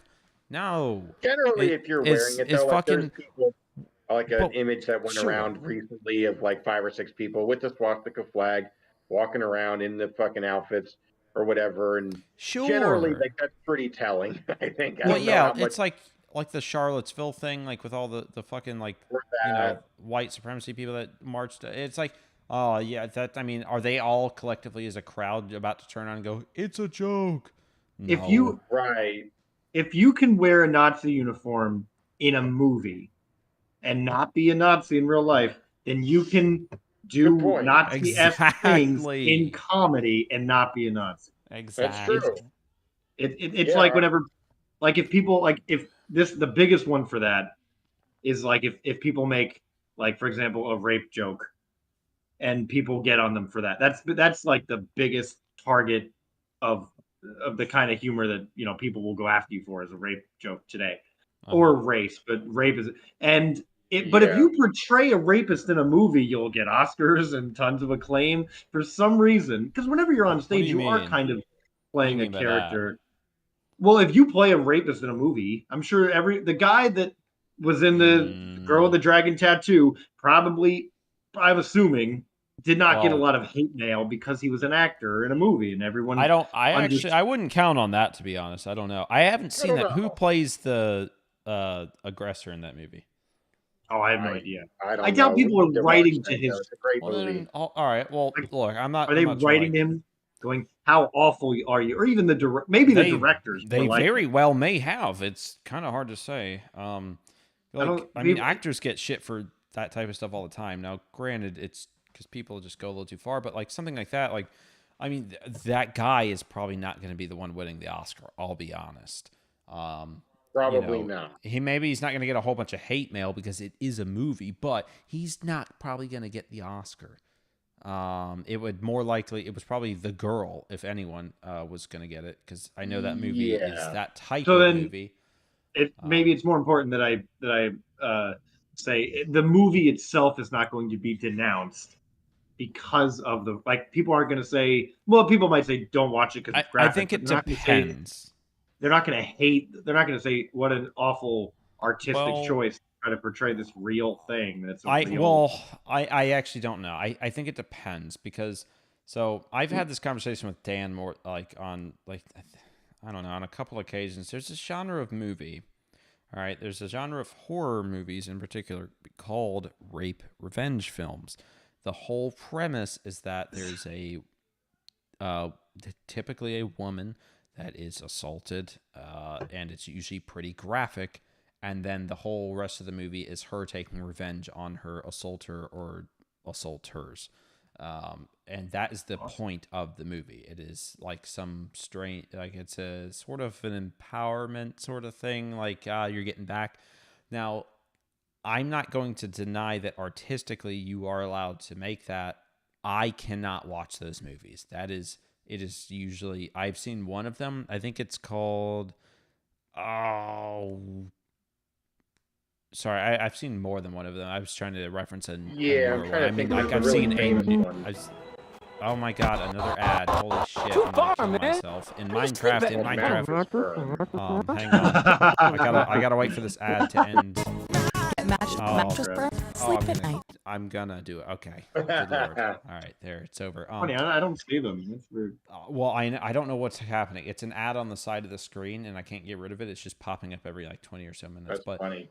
I've seen a newer one of these movies, is what I meant to say, and it was not worth it. Like, it did not feel satisfying to watch the other people die after that, because I don't know, like the scene. I don't want to keep saying that specific word over and over because it'll easily get us demonetized. Yeah, we probably already are. Who cares? We're not monetized. Who am I kidding?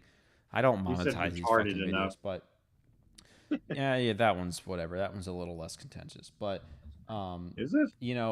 Yeah, surprisingly, it's making a comeback. Woo! Yeah, the scene though, I can't remember the damn name. Something with grave in the name, funny. but the scene that the assault Cannibal happens Holocaust. is like 15 minutes long, man. It's gotta be. It's like 10, 15 minutes. It's crazy how long it lasts.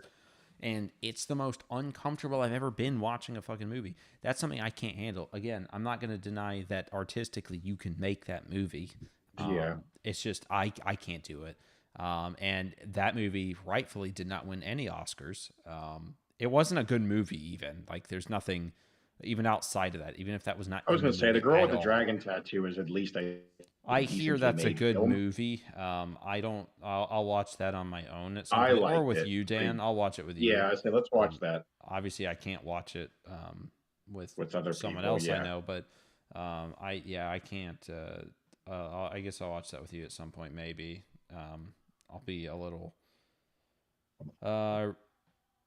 reserved about.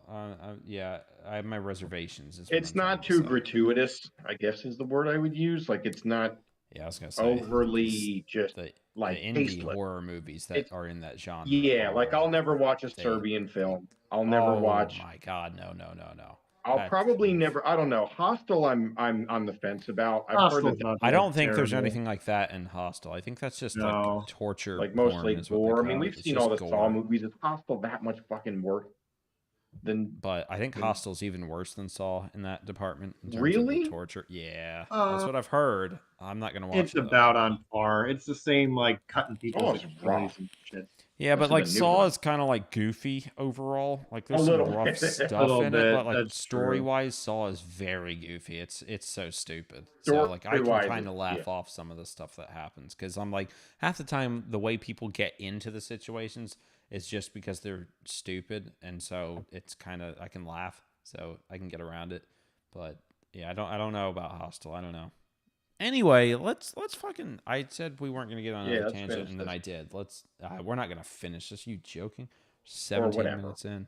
I feel like they're kind of the ones who hate comedy because what they're doing is they're cheapening the actual value of humor as a means of political communication, and instead they're just using it like as a way of avoiding responsibility for what they believe. True comedians will engage in political commentary.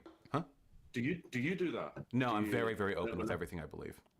Right. So whenever you make your jokes, how do we not know that that's masking something sinister? Because True. I've heard some of the stuff that you've said in the past. I just recognized it as spicy banter. Like I think on a few occasions you've said "Glass Israel" as well. Oh yeah, I got banned off Twitch for that one.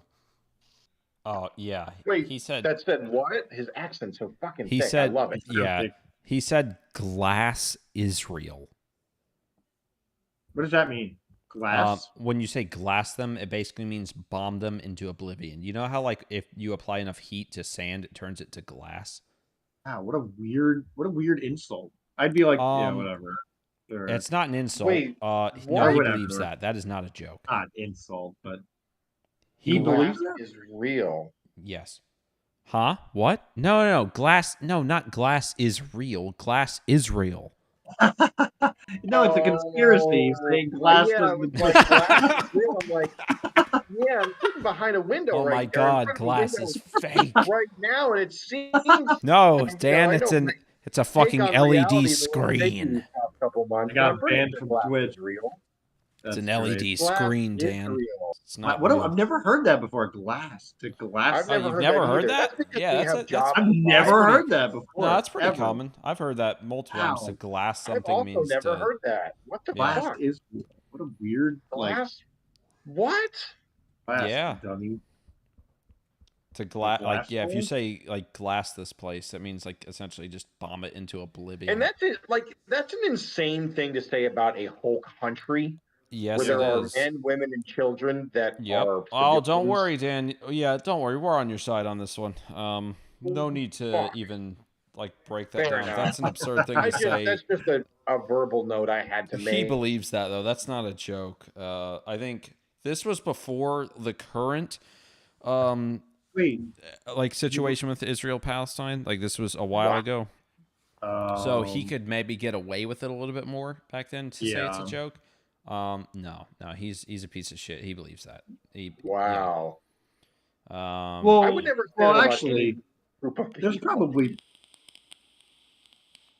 What? I don't know. There's probably what? Andrew? Where'd you go? Oh, that's it. Oh no. The The Matrix. glass conspiracy got him. Oh geez. Oh yeah, we exposed it. Oh damn it, they're coming for us. We're That's about to get it. swatted. Reality will now collapse. I'm back. Wait. Oh, can you hear okay, me? cool. Yeah. Yeah, no, Yep. sorry. They told me to watch my language. No. Oh, okay, good. The aliens popped in. I thought you were serious for a second. I was like, what the fuck? Like people wouldn't I could see that on Twitter, like fuck, they need to get revenge. Like I could see people saying that now unironically. Yeah. If he said that I have before, friends that have said it. Yeah, so- this was like 4 or 5 years ago at this point. which that's a little more crazy. I mean, to be fair, I have no clue what he was. I don't know what context he said that in. I can't remember. Which still. Yeah, but wow. the fact, unfortunately, that is something that a lot of these newer lefty/socialist streamers believe, especially now. So yeah, it is unfortunate. But back then, I can understand why Count would have seen that as something maybe as just being like hyper, like holy, like saying something edgy. But yeah. Yeah, whenever I heard Vaush said this, Vaush said that, I was like, it's clearly a joke. He doesn't want to nuke Israel. Well, but oh, see right there, he admits it. Wow. Wow, wait a God, minute. Man. Can we get that with like more context going back a bit? Because I feel like one of you try and rewind it. Man. One of you rewind it by like 20 seconds. Oh, here, I got you. Yeah.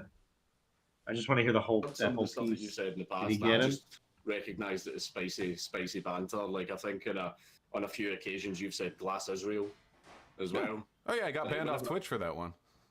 Yeah, whenever I heard Vaush said this, Vaush said that, I was like, it's clearly a joke. He doesn't want to nuke Israel. Well, well, like, wait, but that's the thing though. I can defend it. Yeah, sorry. Yeah, but even when you did. See, look at that. He was about to use his own logic against him. He's like, yeah, I could defend that as a joke, but that would be lying. Like, that's clearly what he's trying to say right there, right? When he's like, well, yeah, or defend the legitimacy behind that statement as far as what he believes.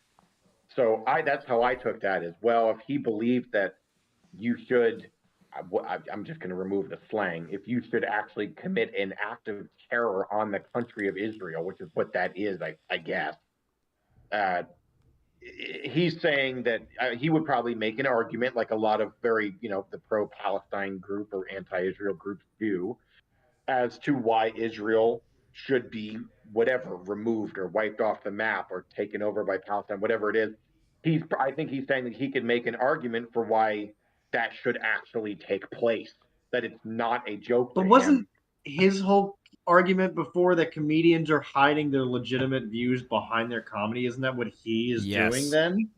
So no, technically no, because he would argue that wasn't a joke, maybe. Right. So there was no comedy. Right. He's doubling down. He's saying that that's actually a thing he believes. Which is disgusting, actually. Yes. It's a disgusting thing to say about any country. Like, even if you're pro-Israel, whatever, like, you can't say glass Palestine. There's men, women, and children there that fucking, they're not all Hamas. They're not all, like, that's crazy. There's civilians in every country. Like, fuck off. Wow. Yep. Anyway. Nice. I know that was a joke. I know that. No, I mean, I got banned off Twitch for saying that, but my underlying position, which is that I think that Israel is a destructive colonial settler country that's like hurting the people of the Palestine, I stand by that position. Obviously, the sentiment was hyperbolic, but even when I made that joke, glass Israel, the underlying message was conveying a deep hatred for the country. So even though it was a joke, Twitch was right to ban me because it was the sentiment underlying it was sincere. And so as somebody who's made those comments before, I know just because you're making a joke doesn't mean your hyperbole can't be masking something else. And I can. Wow, that's a weird thing to say. I'll be honest. But that also means it might not be. It might be. But it also might not be. Yeah, your joke could mask your political views. It also could not be. It also could be you just poking fun at a thing, political or not. Like I don't like that idea that I because you're don't. making a joke means you're voting this way or whatever. That's sort Yeah, of, this is what people believe too. This is why comedy's fucking dying. It's because people believe they ascribe, I guess is the word, Yep. comedy to politics or comedy to beliefs or yes. something that's Yeah. serious Or rather, that politics to comedy. or vice versa, whatever. Yeah. So they ascribe that, and now if you engage in a form of comedy, that means you are almost like an act of uh fuck the word, like if you're in court and you like not an act of submission, but it's whatever, you're I guess fuck me, I hate when my train of thought, You're a like you're plaintiff by default. yeah, you're now I guess admitting some kind of fault, for lack of a better term, or admitting guilt, or I guess you're conveying some stance that you have that, like he's saying, you're explaining it in a different way. So now every joke has an underlying political or whatever, some belief Yeah. behind it. That's not just a joke. I mean, that's crazy. That now you can't. That is going to result in the death of comedy if everybody adopts that. It just Yeah. is. You won't be able to joke because people will go, "Oh, that means you believe this, and I'm blocking you," or "That means Yep. you believe this, so I'm canceling you," or whatever. I mean, you will not be able to have any nuanced comedy whatsoever, or it'll have to be very safe jokes, which is what we see now in a lot of mainstream media and a lot of movies and a lot of things. It's very safe, these very bubble wrap jokes that nobody wants. Well, and Luckily, the crazier part is he was arguing that, yeah, those types of people are ruining comedy, and yet he will sit here and actively right? tell you, like, to your face that, oh, yeah, that's what I was doing. Not somehow not even realizing that he is the very thing that would be ruining comedy. He's part of that issue. Right, A right. dumbass. Yeah. Yeah, Like, that's dumb. I like he's not he is a very smart person, but yeah, I think this might be some level of cognitive dissonance, if I must say. To I just think like, so. holy fuck, man! Like, how do you not understand? And he says, yeah, they were right to ban me for that, and it's like, so you recognize you do the bad thing that you hate other people for doing, but you will still do it. And I Well, think he because in does it his eyes, solely because it's rhetoric. anti-Israel It's justified, all but white fucking supremacy isn't. And what? like that's his stance, right? He's saying that it's okay to say destroy Israel because of the reasons provided, Oh but yeah. he will not. It's cherry picking. It's, oh well, we can It's hate rules for these thee, people, but not we for can't me. hate these people. It's like, what the like, you can't. Yeah, it's That rules for thee, not for me. Not Right? from right. You just, how about, apply your equity and your fairness and getting through life, like you said earlier, apply that to everyone then. That's fine. Yeah. Apply that to marginalized groups, apply that to whomever. That's, great. I'm all for, equity and inclusion. That's fine. I'm not these anti-DEI people like a lot of the, hardcore right wing, whatever people. I mean, there's obviously an overcorrection that I think is happening in a lot of ways to where it's like, okay, we're going overboard, but I can subscribe to wanting to have that fair and equitable kind of landscape culturally, politically, etc., religiously, whole nine yards.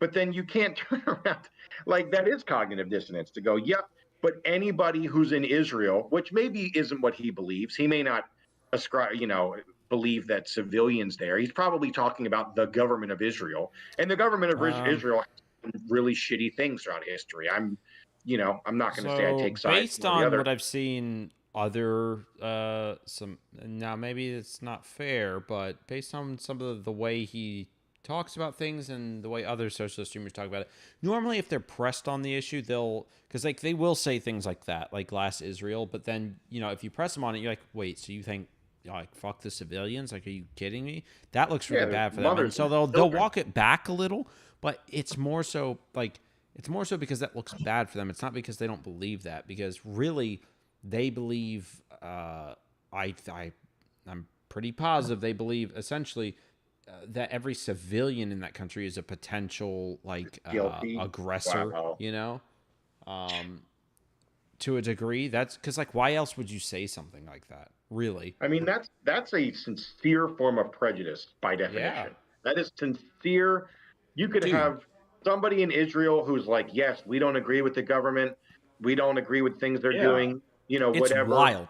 The cognitive dissonance amongst these people to be like, oh my God, all these neo-Nazis. But then there's this complete anti-Israel sentiment right now, anti-Semite. Like, it is fucking an anti-Semitism is on the rise again. Like, funnily enough, they would all I'm sure they're all going to vote for Kanye in this upcoming election, right? Like, Jesus Christ, man. Like, what has happened? I don't get it. It's nonsense. It is nonsense. Well, and they argue that it's not anti-Semitism. It's not anti-Judaism. It's anti-Zionism, which I won't get into that rabbit hole. But let's save that because I need to look more into Zionism. yeah, we'll save that for Z. Got it. All right. Oh, God. That's so far away. Let's continue with this fucking video. I can defend my comments on Israel if I want to, but the point is I was hiding an underlying set of beliefs, which I just don't like the state of Israel very much. I don't really think Twitch was right to ban you for that, if I'm being honest. For what it's worth, I don't think it was right for you to be hit with that 800-pound fine. I don't think that was a legitimate use of state power for that Nazi pug shit. I don't think that was right either. Wow. Okay. End stream. Yeah, I know, right? That should be the end of the fucking conversation, really. And yet, there's 2 hours left. What could? And that's amazing that you said that. Like, it's just there. Like, if you stopped it there and didn't show me anything else, I don't know. I would go, okay, that's pretty reasonable of both of them. Like, that actually gives me hope, which I'm sure is about to just be eviscerated. And I almost just want to go to bed and live in willful ignorance. I almost just do. No, you need to know my pain. Along, you fucking cocksuckers. Keep playing the stupid thing. You need to know my pain. I've seen this whole fucking thing. I know your pain. No, you don't. We Not talk truly. every day. You know a piece of it. Oh, Jesus. And I know a piece of yours. We haven't truly entered each other's worlds yet. No. Oh, you don't want to enter mine. You'll kill yourself on Minecraft. Nah, probably not. Nah. I've had some rough days recently. But that's neither here nor there. Anyway. Where is it then? One thing that I do want to get into is the beliefs that white supremacists have. Now, you no doubt have a bunch of, things that white supremacists believe. So ask me, and I'll try my hardest. And usually, whenever I get the temptation, whenever someone asks me a question, I just want to give a meme answer and wind them up. But I'll actually try my hardest to not make jokes. And I'll actually get what I really believe. Vaush, maybe it would be helpful to pick a particular topic. Yeah, sure. So what I had is I prepared a little bit of material. Now that's kind of cringy, a little bit of a schoolboy vibe on my part, but I was into. I don't know why he says that. That shouldn't be cringy. That should be the norm. But whatever. Let's. I just can't think that schoolboy vibe. Just avoid that term. But yeah, other than that, it's fine. That feels like a little bit of like he's trying to counteract the internet culture where they're like. Because people call, like, whenever someone looks up something during, like, a debate or something, if they don't know something, they'll look it up, which should be the norm, if you ask me. Wow, what a concept. I know, right? But people people will call you out on it and be like, wow, you didn't know this thing. No, we didn't, because we're not perfectly online. I know. It's crazy, but... I was interested in getting Count Dankula's thoughts on that. And yeah, I'd love that. And hey, listen, if it does devolve into a bunch of shit talking, I'm pretty good at that too. So I'm prepared for both potential axes of this conversation. All right, that's kind of funny. So the specific reason, I didn't call you out on Twitter, I don't think. I think I said something about you on stream and somebody else tweeted at you. But the thing that I saw specifically off Twitter, it was, the tweet was you saying, since everyone is posting their political journey, and it had all these years where you were describing your political opinions at the time. And in 2003, you say communism sounds great because you were like, I guess, a tanky back then. And it goes down up to modern times. And in 2019, it says the movement I used to be a part of were the source of all of our problems. I assume you're referring to communism there. That's fine. I don't care if you're an anti-communist. And then in 2020, it says despite ... Now, yeah. So despite, and if there's any ambiguity to this, the comments underneath clear it up. Despite, I can say it if you want. Oh yeah, sure, go for it. Yeah. Despite making up only 13% of the population, black people commit 52% of the crime. Yeah, I've heard that one before, but from some very unsavory people. Yeah, it's just that whenever I say that, I'm just trying to annoy people. Okay. That's literally it. Right. So the comment section beneath that tweet are literally just chock full of people making racist jokes and posting racist memes. When we say like a joke is racist, we're not saying the subject of that joke is racism. We're saying the joke itself is racist. That just because it's a joke doesn't mean it's not racist. So you're just trying to like, I don't know, you say you're trying to troll people, but your audience seems to like it. They really like the 1350 thing. I don't know who's getting upset by this. Well, those are the people that didn't really get the point, and the people that are getting upset by it as well. You obviously, but that's pretty much all it is. Because I mean, it's at the point now where trolling has been around since the inception of the internet. Since the internet, I mean, even trolling's been around since fucking telephones were fucking invented. Trolling People isn't doing just being prank calls racist, and then people in the responses also being racist. That's not true. I mean, so yeah, he's definitely a troll. Like that's what he does. Yeah. That's kind of like that's his whole fucking brand. And then he wants to pin the actions of people that follow him or respond to him. He wants to pin those people's actions. Yeah, on and that's him. ridiculous. It is ridiculous. I mean, you could ascribe that to anything. You can say, "Oh, this person said, I don't know, that Democrats are bad or Republicans are bad. That means they want me to go and assault them." Okay. Oh, well, this person said that they're the reason that I did this. It's like, at what point do you take responsibility for your own actions? That's like the whole thing. Like, I thought we figured this out a long time ago with like whenever people were saying, "Oh, violent video games are why," like, "Oh, this kid played GTA. This kid said GTA is why he stole that car." And then we say, "Oh, well, GTA is the problem." It's like, no, we got rid of it. Like, well, sort of. Some people still believe that shit, but like we got through this type of bullshit argumentation. Like, you can't. It's like maybe to some degree. Like, I think to some degree, yes. I don't know what degree, but somewhere there's a line maybe to be drawn where you can say you're sort of responsible for your audience in a way, but you can't really help if. Like a common one. So I watched this debate be covered by another stream I like, called the Sitch and Adam Show, and they brought up, I believe, during this section, PewDiePie. So he's like, before Mr. Beast, he was like the largest YouTuber on the platform, and when you have like 70 million subscribers or whatever the hell he had, of course some of them are going to be racist or whatever, right. You're going to get some of everybody in that fucking, and you can't just say, "Oh, well, you clearly harbor racists in your audience, so I think you are a racist." It's like, dude, are you kidding me? How can you, like, out of 70 million people, if three of them are fucking racist, like, what the fuck are you supposed to do with that? Unless you say something. Again, it's down to what you say. Exactly. And that's why I hate the term dog whistle. I really do. I'm so tired of that.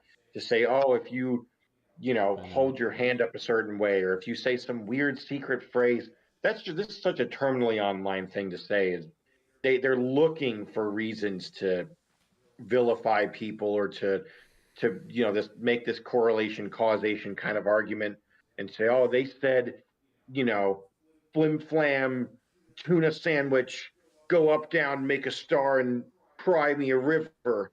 Clearly they hate Jews. That's a dog whistle." And you're like, "What? Please touch grass. Please go outside and grab a fistful of grass and eat it." At what point again do you go, "No, that's not what that means"? You almost can't argue with these people. You almost have to just either treat them like children or ignore them. Yeah. Or just go, "Yeah, okay." And then you go back to real life, and most normal humans who work relatively prestigious jobs and do anything that actually is worth a shit to humanity is going to go, "Yeah, this person's fucking insane.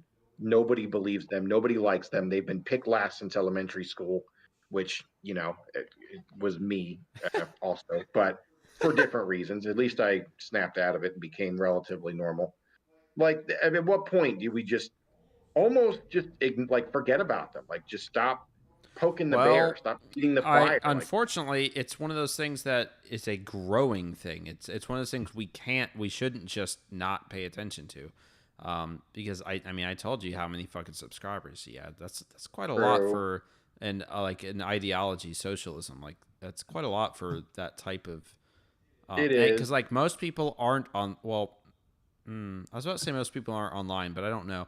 But I'm sure most people out there don't know who Vaush is, but more young people. A good amount of young people probably know who he is because young people are the ones that are online. They're going to be the ones running the world in 40 fucking years. And I hope I'm dead. I know. God, I hope I plain. only live to the average age of 67 or whatever it is for me. I hope 30 next year. Call it a day. No, fuck that. You're not going to leave me fun. here, you asshole. Sorry. I'll see you in the fuck afterlife. you. Maybe? No, you probably won't.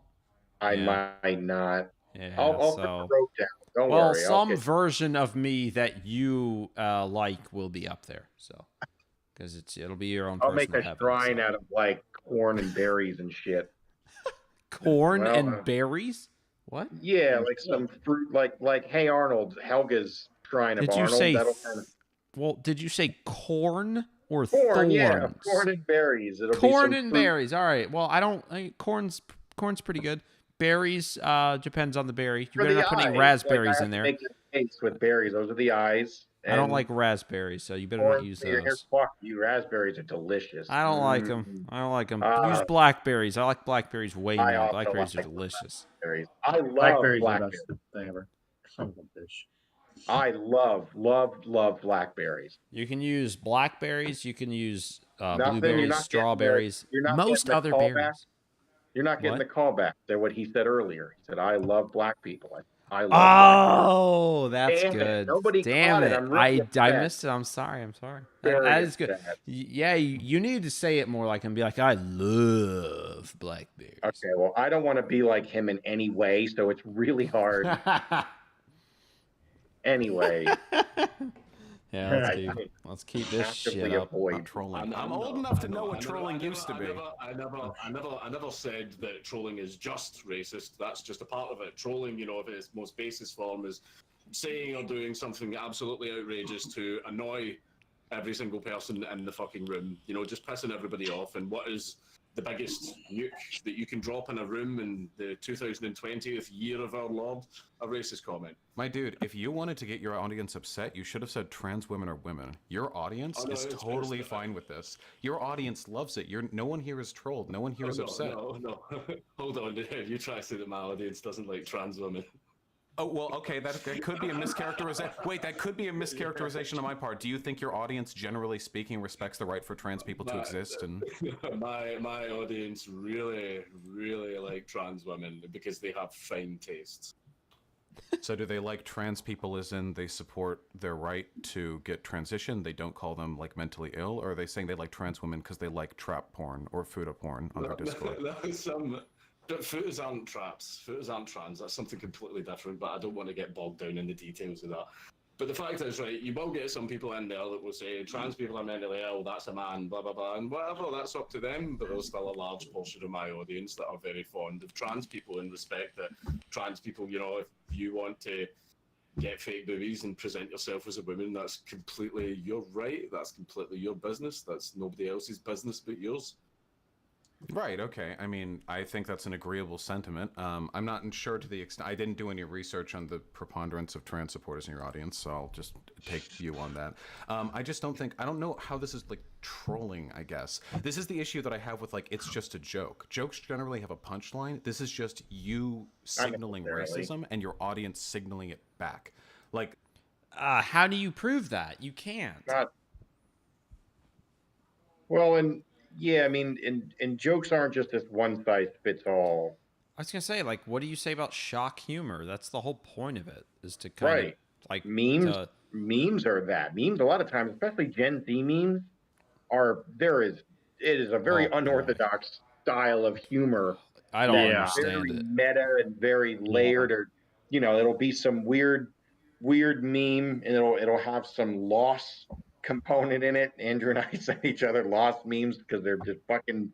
It's really just like a meta thing at this point. There's no punchline there. I mean, I guess you could argue that the lost format is the punchline, but again, at what point, like, we're policing humor and putting it into this box and saying, if you don't adhere to these rules, that is a fucking fascist. Honestly, he like, and I don't use that term lightly at all, but he really is acting in that way as he is the arbiter, and if you don't adhere to his brand of communication, whether it's comedy, whether it's trolling, whether it's expressing a sentiment, then you are the enemy. Then you are someone that needs to be silenced, or you are, he's just going to pigeonhole every single thing that Dankula says into something that needs to be eradicated or policed or changed. I mean, that is a form of, like, it is like a social fascism that this guy subscribes to, with himself as the judge, jury, and executioner.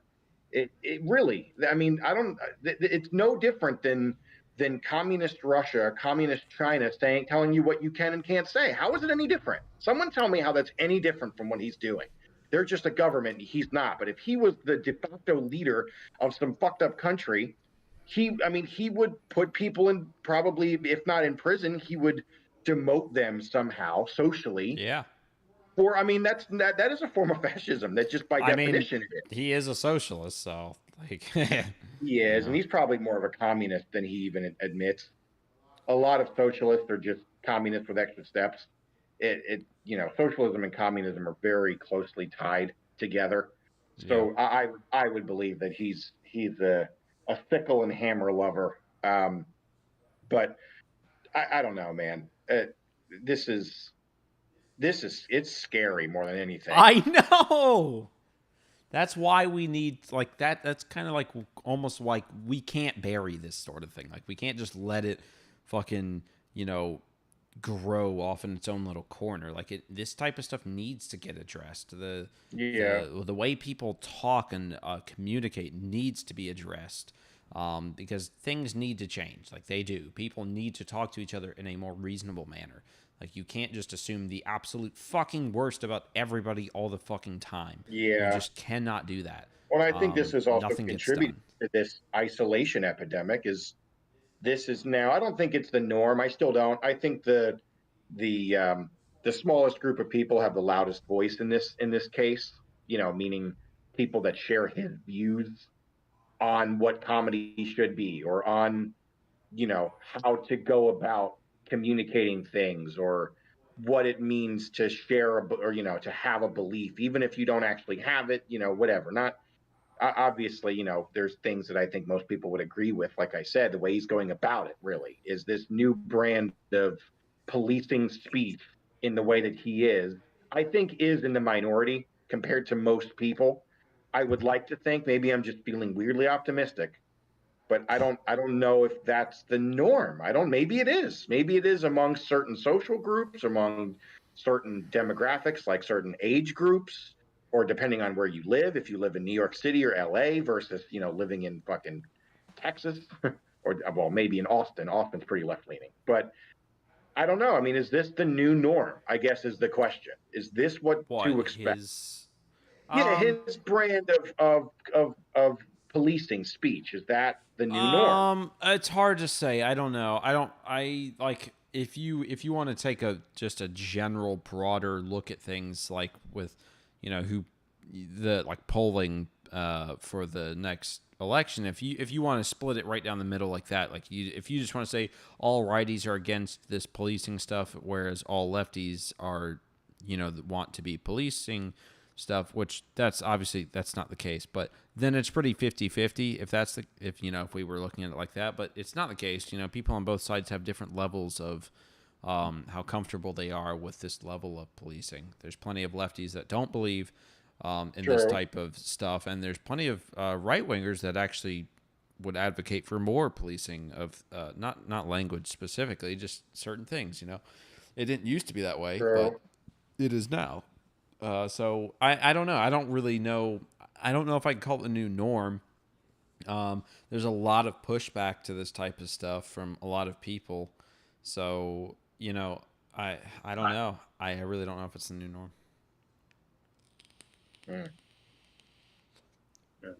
Like that. Yeah, you say an outrageous phrase. Like the whole point is the punchline of the joke isn't the phrase itself; it's everyone's reaction to it. That's what the punchline of the joke is. Everybody getting really mad. People find other people getting mad for They're it. not mad though.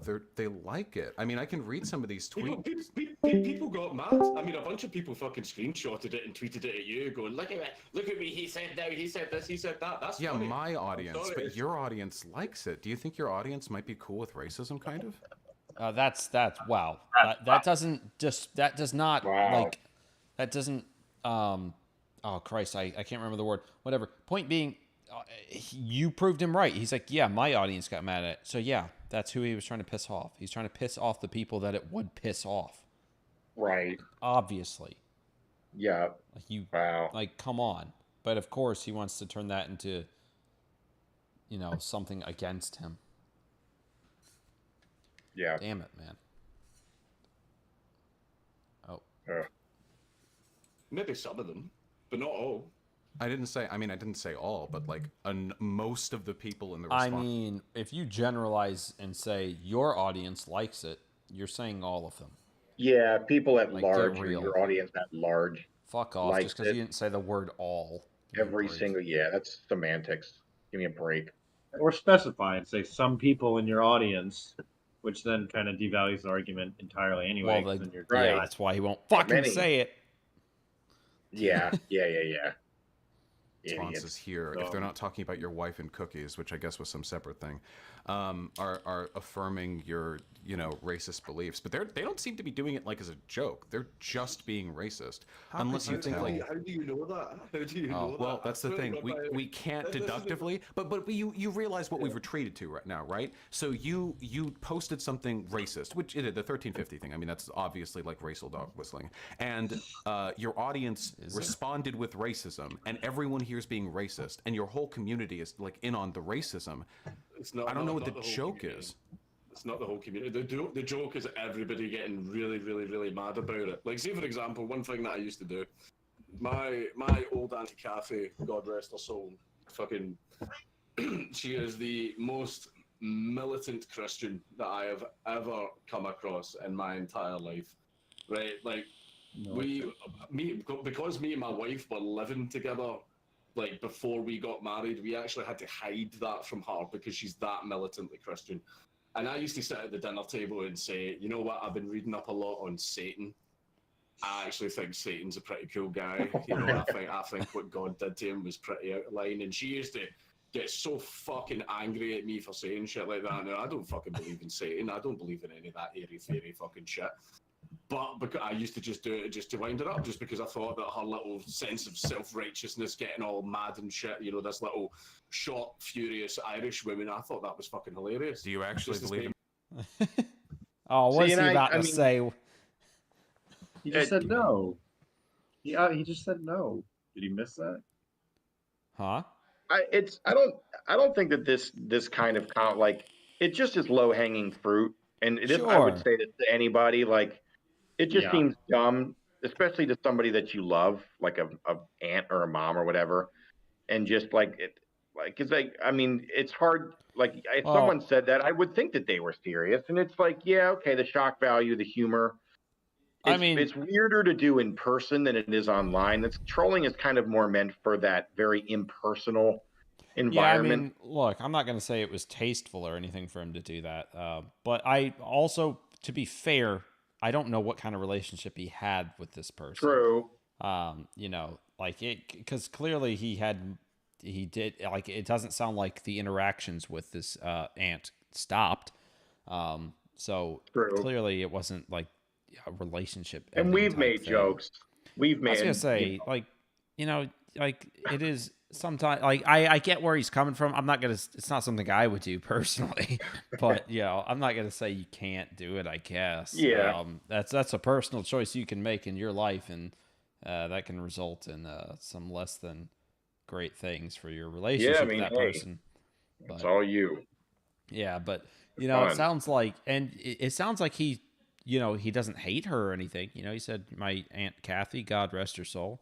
Oh yeah, like he's which is clearly an ironic like, thing to say. it is. That's God rest extremely ironic. Sorry. Yeah, Yeah. I don't actually know what he believes. I would He's always imagine. an atheist. Yeah, he's probably not Christian beliefs, but still, clearly he doesn't like hate her. He clearly respects her to a Yeah. degree. So I don't know. Like that is just his thing, really, though. Like, is to kind of wind people up. Because I mean, I kind of get it at the end of the day. Like, sort of like, it's fine. We're just Like having fun, it's yeah. just some words I said, really. And Right. you can, depending on the words, I guess, you could make an argument that you shouldn't have said that or whatever. But really, at the end of the day, it's that's something that didn't leave the dinner table, or whatever.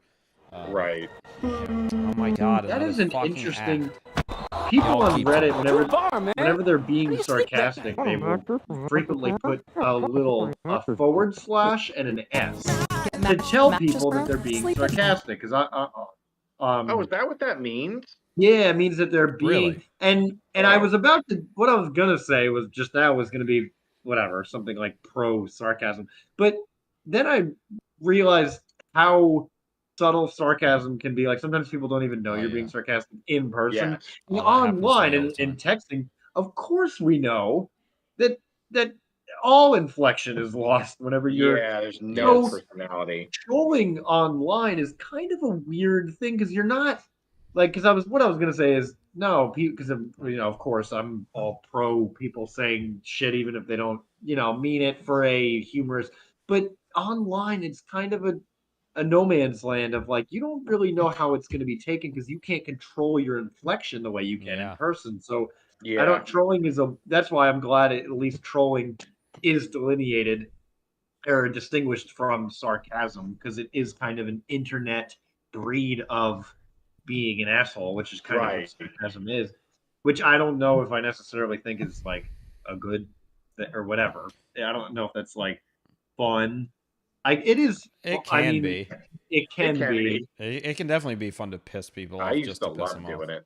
Yeah, I was gonna say, I mean, it's one, and that what's funny? That makes it even Like you harder kinda- for Vaush to prove what he's trying to prove here, because now you've removed all inflection from voice. You don't have any tone of voice, so you have no clue how he would have said it in his head. So now it's that makes it even fucking harder for him to prove it. Well, to us at least, right? Obviously, unfortunately, because inflection and tone of voice are lost, you lose. Or that means now people can read that as if you were just saying it straight faced, Right. The seriously. voice in their head is their voice only. Yeah. Unfortunately, that works against him in some ways on that front, but also it works for him in this scenario where he can just be like, "No, I'm fucking trolling," and to be honest, I believe him based on his history, what I know about him. It's stand up. He pisses I'm sure not everything he does is edgy jokes. I'm sure he makes plenty of fucking, just act like structured, he's not just trying to piss people off. But regular of jokes. course, he also is trying to piss people off. Plenty of, even Dave Chappelle, George Carlin, they both did that. They'll just say Oh, sometimes yeah. they'll just say some shit just to piss people off. Oh, Louis does it. He does it. Oh, yeah. Afterwards, knowing people get upset about it. And it's fucking hilarious to watch. And, he goes, because you can see the look on their faces where they're kind of like they know what they just said and they know it's going to piss people off. And he's like, he does I know. that. It's hilarious. It's hysterical. That's a form of kind of in-person trolling where there is more nuance and body language and facial expression and things that make it much more clear. But yeah, if you just say something like that, just this, cut and dry, no emojis even or anything, and it's just that, internet, especially with that many people, they're going to take it one of a million ways, depending on what your beliefs are, what who knows? And you know what? He probably knows that. But he also is not trying to necessarily stop that from happening. He clearly he has said he's just trying to rile people up, and he without the emojis and all that shit, or anything like that, he probably purposely doesn't include those things because he knows that people are going to take it a certain way and piss him off. Yeah. Believe in No, Satan? No, I don't believe it's Satan. I don't actually believe Just curious. that shit. Do you think That's- there might be a difference between you riling up a person who you know is going to be mad about it and you being racist to your audience of hundreds of thousands of people while your audience actually likes it and engages in unironic signaling of racism back? The vast majority of them get that it's ironic. This is what I mean by ruining like comedy. This isn't a joke. If you want to say it's just shock humor, well, it's not. Well, I'm not just saying it's not funny. It's literally not a joke. I mean, you can make the argument that like there's this funny like meta-ironic discourse going on in your community, and that's fine. But yeah, that's what he said earlier. That was the punchline. Yeah, the reaction yeah. to it, which that is the point. He That's just the whole- doesn't like that kind of comedy, which Well, is he says he does, but like, of course, if it's something that he disagrees with, then he doesn't like it. right. Yeah, it's just cherry picking. I mean, That's all he's Glass doing. Israel was totally a joke, bro. Yeah. Right? Yeah, Glass. Yeah, what the hell? Yeah, That's just totally. insane. Even though Yeah, that's the Twitch was crazy. right to ban me because I was harboring an underlying hatred for Israel. And actually, that's even worse because he means that. Right. I know. He That's what I'm right. saying. Which is also something Right. he said shouldn't be the case in comedy. It's like double hypocrisy. That's bad. Yes. God. That is bad. I mean, from an inductive perspective, the far more likely like outcome here is just that you're racist and your audience. Is that far more likely to inductively reason that? Are you joking? You know what? I can inductively reason. No, I don't even have to inductively. It's not even deductively. I guess it's deductive, technically speaking. I can just say you're racist, Vaush. You don't like Jewish people. Boom. I don't even like. I have the evidence for it in this video. There you go. Yeah. Like what? I mean, that at least you could I back don't that even. up. With Exactly. what Like you said I have to a like degree. self-admittedly. Are you kidding me? Like I don't Yeah, even that's need. bad. Like I don't even need to inductively reason that. That's like his favorite fucking word right now. I know. Like It's give just me a a talking break. I don't point. even need to like assume. There's no assumption to be made about what you said. With Count Dankula, at least I can, he's just sitting here. No, I'm just trying to piss people off. Like, and you're just like proud that you're proudly anti fucking Israel. Yeah, and that's It's just the absurd. identity politics at work. That's really just what that is. I know it's just crazy that like this is pure cognitive dissonance. Like I feel like Yeah. that term even has been watered down to a degree, but this is like actually it. Like it's just right there in front of you. Is Yeah. what that is. Yeah, I think so. Crazy. Audience is racist, and we are nowhere near the end of evidence to that claim. But when I said that, you can't deductively think that is what was in my mind. Well, I can't deductively reason anything about what anyone believes, but in your own words, we would have to look at a person's actions, and we would have to infer from the things that they do what they actually believe. then. I agree. So, Well, right? yeah, I do agree with that. Like he said, if you're hanging out with people, like if you're making jokes, sure, and then you go and spray paint a swastika, the people that make jokes about that, but don't do the painting, like that's obviously the delineation is that you're proving. Right. In You this case, follow like he said, through. you can't prove what somebody feels. No, but that's the inductive reasoning is seeing their like again actions speak louder than words. I think that because even then you could say it doesn't matter what you think at that point. It doesn't matter if you love like if you claim and really don't believe that you're Nazi, but you do things that Nazis do. It doesn't matter what you believe because the impact you're having on the world is far more important than what you're doing. Right. So yeah, I than the believe why. that. The action. That's why jokes to me really aren't. They aren't harmful because they're words. They're not punching people. They're exactly. their opinions and their ideas and, And- their. And you see, what I think Vaush would argue is that the tweet, the words he tweeted, is the action. The tweet is Right. the action. Right, Which is Which that is not a very absurd? personally online thing to believe. They can't. They Yes. can't. I guess using the word delineate, you can't delineate reality from online reality. There is no. The lines have been blurred so much that a tweet is now a hate crime, and anybody who lives in that ecosystem of belief is not going to be, I don't think, on the same plane of literally like the same plane of reality, the same value system, and the same like objectivity spectrum as somebody like Count Dankula, who can separate Twitter from, what did Chappelle say? He said Twitter ain't a real fucking place. I love that, because it's Well, not. Yeah. It's not. I mean, You pull the it's- plug and the server goes down. It's not a real place. I mean, we've said that before, but like we've also mentioned that unfortunately online actions are bleeding into real life. So unfortunately, that's not the case so much anymore. Well, that's very different. I was going to make that point because I said before words are impactful, but you like that kind of goes into the whole, okay, well, there's Hitler, but then there's the people that actually did the gas things. Like but those people could have chosen not to do those things. That takes an True. immense, and it's like what you choose to listen to. Yeah, if you take it legitimately or with a grain of salt, but that a joke isn't a call to action. That's the whole point. Is that Right. that's the whole point of humor. Well, not the whole point, but a huge facet of it is that you can say a thing and have it Yeah. not be your intent to have it bleed into the world. Right. What a concept. But people think that, oh, if you say the thing, like that's almost, I don't want to say that. I'm going to say it anyway. Like you kind of have to be dumb to if you know that it's a You joke. do have to be an idiot. Like, especially and I'm talking a comedian on a stage. If you hear somebody say that, now again, if you think a comedian is an asshole, and if you think what he thinks, which is that he thinks that comedy is like a facade for an actual, which maybe I guess I can kind of see that, but not if you understand what a joke's purpose is, and then you go, oh, I think that's honestly real that's now. it. No, it's a totally different. I think you hit the nail on the head there with what is a joke's purpose. What is the purpose of a joke? According to him, I don't know, because he said that he enjoys what? Humor. Like he enjoys dark humor.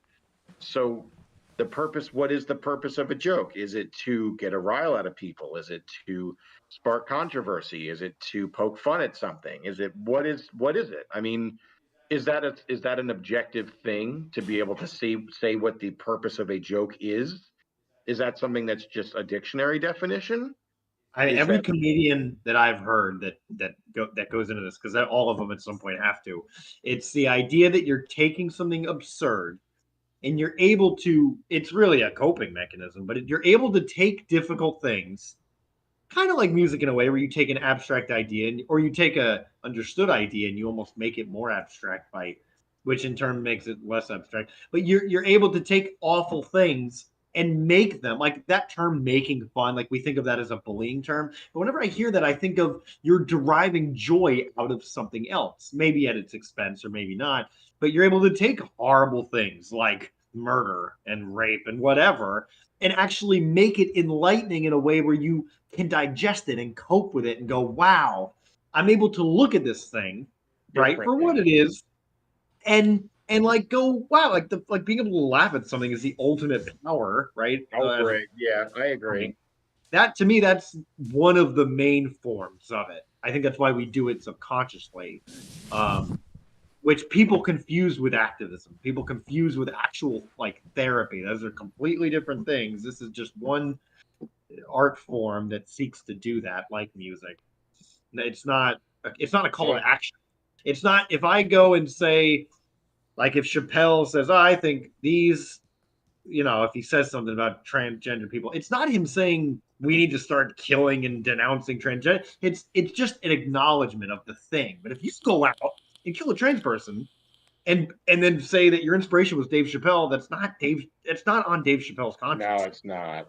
Not how that works. Even if you say go, like if a politician says go and kill someone, yeah, that I don't support at all. Yeah, well then that's a direct call to action. Like that's why the word choice does matter. Like that's why we have to analyze.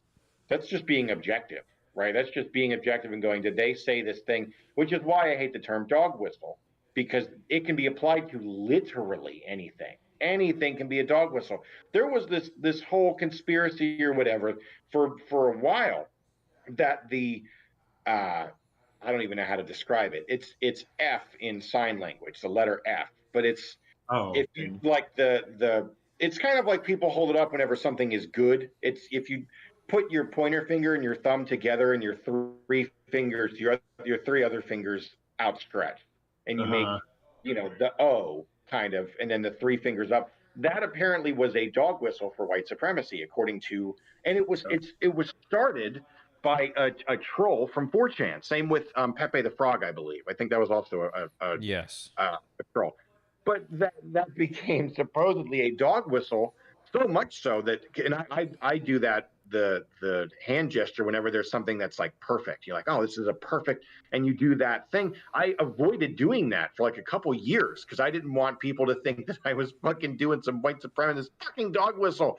And it's like, how? I mean, this is to the point where you're constricting society and language and culture because anything can be a dog whistle. And I mean, it's up to social media to determine what that is. It's just, Reddit and 4chan and whomever else, Twitter, said that the F, whatever in sign language, or the good hand sign, meaning good or perfect, is that. Like And the that's what they were A-OK. saying, that's for whatever reason. I don't know why. I think it was just something they made up. That, don't. And I remember when I was training people at one of my old jobs, I was like, hey, don't do this because this means something. And I bought into it. I felt like such a fucking idiot afterwards. I'm like, what? Why am I buying into this? Is this actually real? And I found out that it wasn't. I'm like, fuck this dog whistle shit. Because now anything can be. We're just going to let them determine that? I don't think so. And that's the problem with it, is it's, well, you said this very obscure thing, like the thing I kind of jokingly made up earlier. You're dog whistling to white supremacy, therefore you are guilty, even if you didn't outright say something that was a call to action. What fucking chance do we have at defending ourselves anymore? What chance do we have at defending ourselves, not being a certain thing or not having a certain belief, when any word, any phrase, any hand gesture, any mannerism can be taken as a quote unquote dog whistle, some subtle nod to the thing that they're saying that it is, like white supremacy or whatever it is, or racism. I mean, you could again back anybody into a corner and went, oh, well, you made a joke on Twitter about some whatever statistic or whatever it was, that he posted or that anybody posted. That's a dog whistle for racism. And it's like, well, is it? Is it actually? I mean, for somebody may be doing that. I mean, I think depending on, again, the context, the thing you post, there's an argument that can be, but that's going to be case by case. They're trying to eradicate something that will never be eradicated. I think this is part of it. You will never. It's a valiant effort, I think, assuming that it's done genuinely and not for posturing or virtue signaling, which I think a lot of it, especially in his case, I think it is. But if you're I think all of us, even the company I work for now, is part of the diversity, equity, inclusion movement, really trying to remove the marginalization aspect from groups, whether it's women, minorities, etc., other cultures, races, ethnicities, religions, whatever. I think that's a noble thing to want to do. I can even kind of devil's advocate, I guess, which is a weird way to describe that. It's not. But in his case, the way that he's going about it is not good. But I can be kind of a devil's advocate for him and for others who really take it upon themselves to, at all costs, say, look, the Holocaust was horrible. And I think most humans would go, yes, it was. Holocaust was horrible, okay? We need to make sure that that never happens again. Okay, yes, great. We don't want anybody to ever be treated wrong, especially, if you were bullied, which this guy may have been. It seems like maybe he was. He has a complex about him that suggests that maybe he was. I get it. I was bullied very badly. I don't want anybody else to go through that, especially for something that they can't control, like a race or an ethnicity or something. One thing if you're a furry, that I can maybe that I can justify a little bit, but not actually. Not. But I understand the noble pursuit, but it's like, this is one of those things, to tie this all together. We agree on a thing, right? To not be prejudiced towards others. That's a beautiful thing that every human, I think, should get behind, to not be prejudiced towards others. How do we go about that? policing speech through Twitter dog whistle? Like, is that the way to do it? Is that it? Like, that's the thing. Like, I almost wish that there could be, like, I would actually like to talk to Vaush or to some of these other people. And I have talked to some of them and gone, look, you can validate their point of view and say, I understand your intentions, assuming that they're genuine, which I will. I'll give people the benefit of the doubt. Assume that they are true. Okay. Can we agree that going about this can have adverse effects and wrongfully incriminate people, literally or otherwise, in Dankula's case, literally or otherwise, incriminate people for a crime or belief that they don't actually hold? Are we attacking the right people, right? Or not attacking, but are we, targeting? There's a better word for it that's not so combative, but are we addressing the right people? Well, what is the litmus here? And it's hard. And back to what he said originally, you can't know what a person believes. I'm sure that there's people even that I work with in a very prestigious, they fucking, screen the shit out of everybody. All the training is all, DEI this and, DEI that. You have to go through, trainings and sign things and, not admit, but agree to upholding a standard of morality and equity and inclusion. I guarantee there's still people at the company I work with that make racist jokes and have some kind of racist beliefs or sexist beliefs. I guarantee there's at least one. So if, like, they're good at hiding it, like he said. So how do you target that? I think he's trying to eradicate something that just will never be eradicated. Unfortunately, I don't think you're going to eradicate prejudice. You're never going to eradicate racism. You're not going to eradicate white supremacy. There will always be at least one retarded person who really, because it is retarded, really, to have any kind of, I mean, how stupid is that? That I was born a certain, color, a certain melanin count, so I'm better than you? Give me a fucking break. That makes no sense. Do what? No, it is. I'm just saying it is. It's like there's one retarded person that's going to go, no, I don't think we should lynch all of them. I'm not going to say it, but there's always going to be. What do you do to that person? Do you kill them? Some people would say yes. But what's the end goal here? Is it to scare people into submission? Like, is that the way to? I don't know. I don't know what the answer is. End rant. But wow, all right. Bully furries. That was the point of that whole thing. I was about to say, you know what? Honestly, Dan, your joke about bullying furries, I think that's a subtle dog whistle. That's a dog whistle. I'm sorry. No pun intended, by the way. A literal dog whistle. Yeah, literally, dogkin whistle. Dogkin whistle. That's fine. That's where I draw the line. That's a marginalized group that maybe should be. As much as I want to continue this tonight, I think we should maybe call it here. It's been let's put a pin in it. we've been going at it now for nearly 4 hours. But what I will say is, if you guys are up to it, because I would actually like to watch the rest of this with you, I think maybe we can do some offline recordings. Make it a series. Essentially to finish this debate, because like 4 hours for 30 minutes of not even 30 minutes of content. Man. We're on some Waller level shit now. 20 more hours. Oh, hell yeah. This is what I've been dreaming of this. This is what I've been wanting to do. To be now honest, we just need fucking viewers. I know. But I think maybe we can do some, like, if we want, we don't, like, the next episode, it'll be a different subject, but maybe throughout this week, if we end up on a Discord call together, playing some Minecraft or something, then we can finish covering or try to continue covering this video, because I would like to finish this with you guys, because there's a lot more arguments that come up throughout this video that obviously would be fun to respond to. So I think maybe we should do this offline, and we can re-upload, and I can upload our offline conversations about this. So I think that is where we're gonna call it for tonight. So all right. I guess. No, come on. What? What do you? I was about to say, you really want more of this shit? I mean, I do. I do. You guys want some more? Yeah. All right. This song's called "Free Bird." Oh yeah. Look, "Free Bird" was great live, man. That was a great fucking ending. Fucking boomers, yeah. They are boomers, but they're good boomers. They're the few All right, well, no, I'm sure Leonard Skinner would have agreed with fucking Oh no. whoever. Oh, good point. They are from Alabama or wherever the fuck. Yeah, they would have been like, despite. ... Maybe, yeah, maybe they're the ones that vouch for Target. Go after Leonard Skinner. Oh yeah. Good luck. Good luck. Anyway, Adam to see for any future watchers, thank you for watching. I guess. Yeah, we're gonna cover the rest of this offline. Hopefully. Yeah, I know. Yeah, go ahead. No, that's all. This was the This most. was indeed. That's all there was to say about it. To comment on for sure.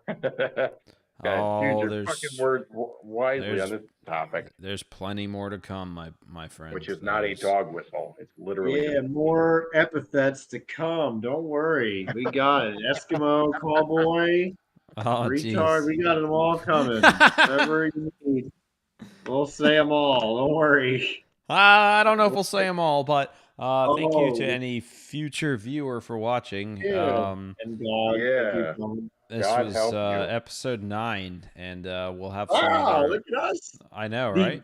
9 episodes. Oh yeah, I forgot you weren't here for the intro, Andrew. I was. I just didn't know where we were because I don't. Well, you were, the but same channel you as were always. in spirit. Yeah, you were in spirit. I was clicking like, when are they going to join? And I didn't realize you guys were in this one, not the other one. Well, anyway, I am Dan, also known as Sigmund Freud, the magical orrery.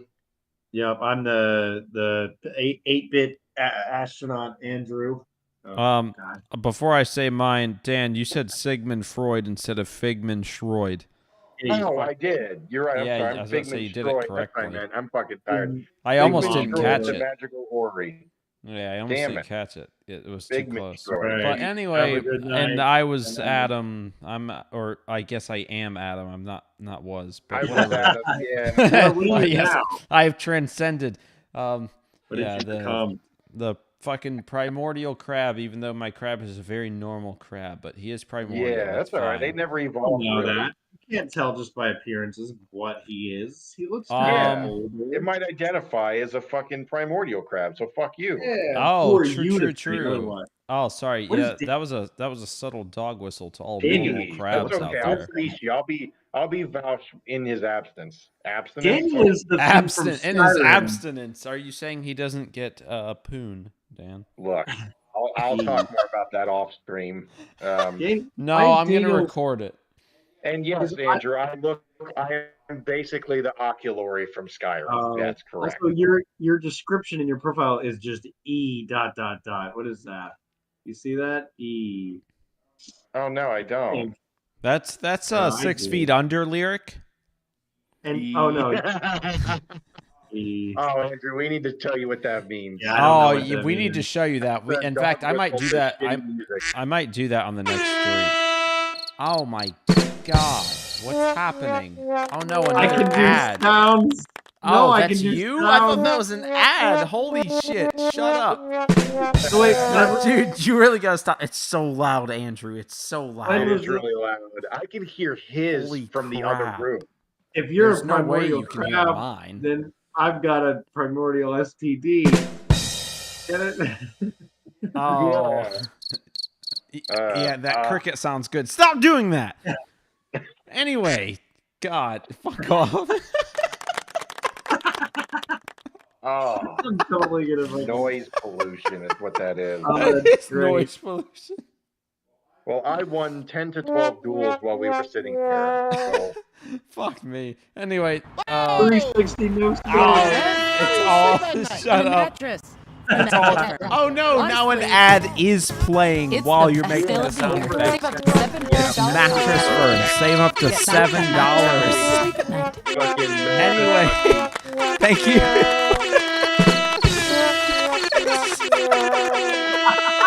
Like a no face, no case song. Fuck me, man. That was funny. Jesus, that was hell for a second. Fucking Mattress Firm ad playing with all that nonsense. Holy crap. Anyway, thank you for watching, everybody, in the future. Oh, my goodness. Oh, right, Jesus. bye. Bye.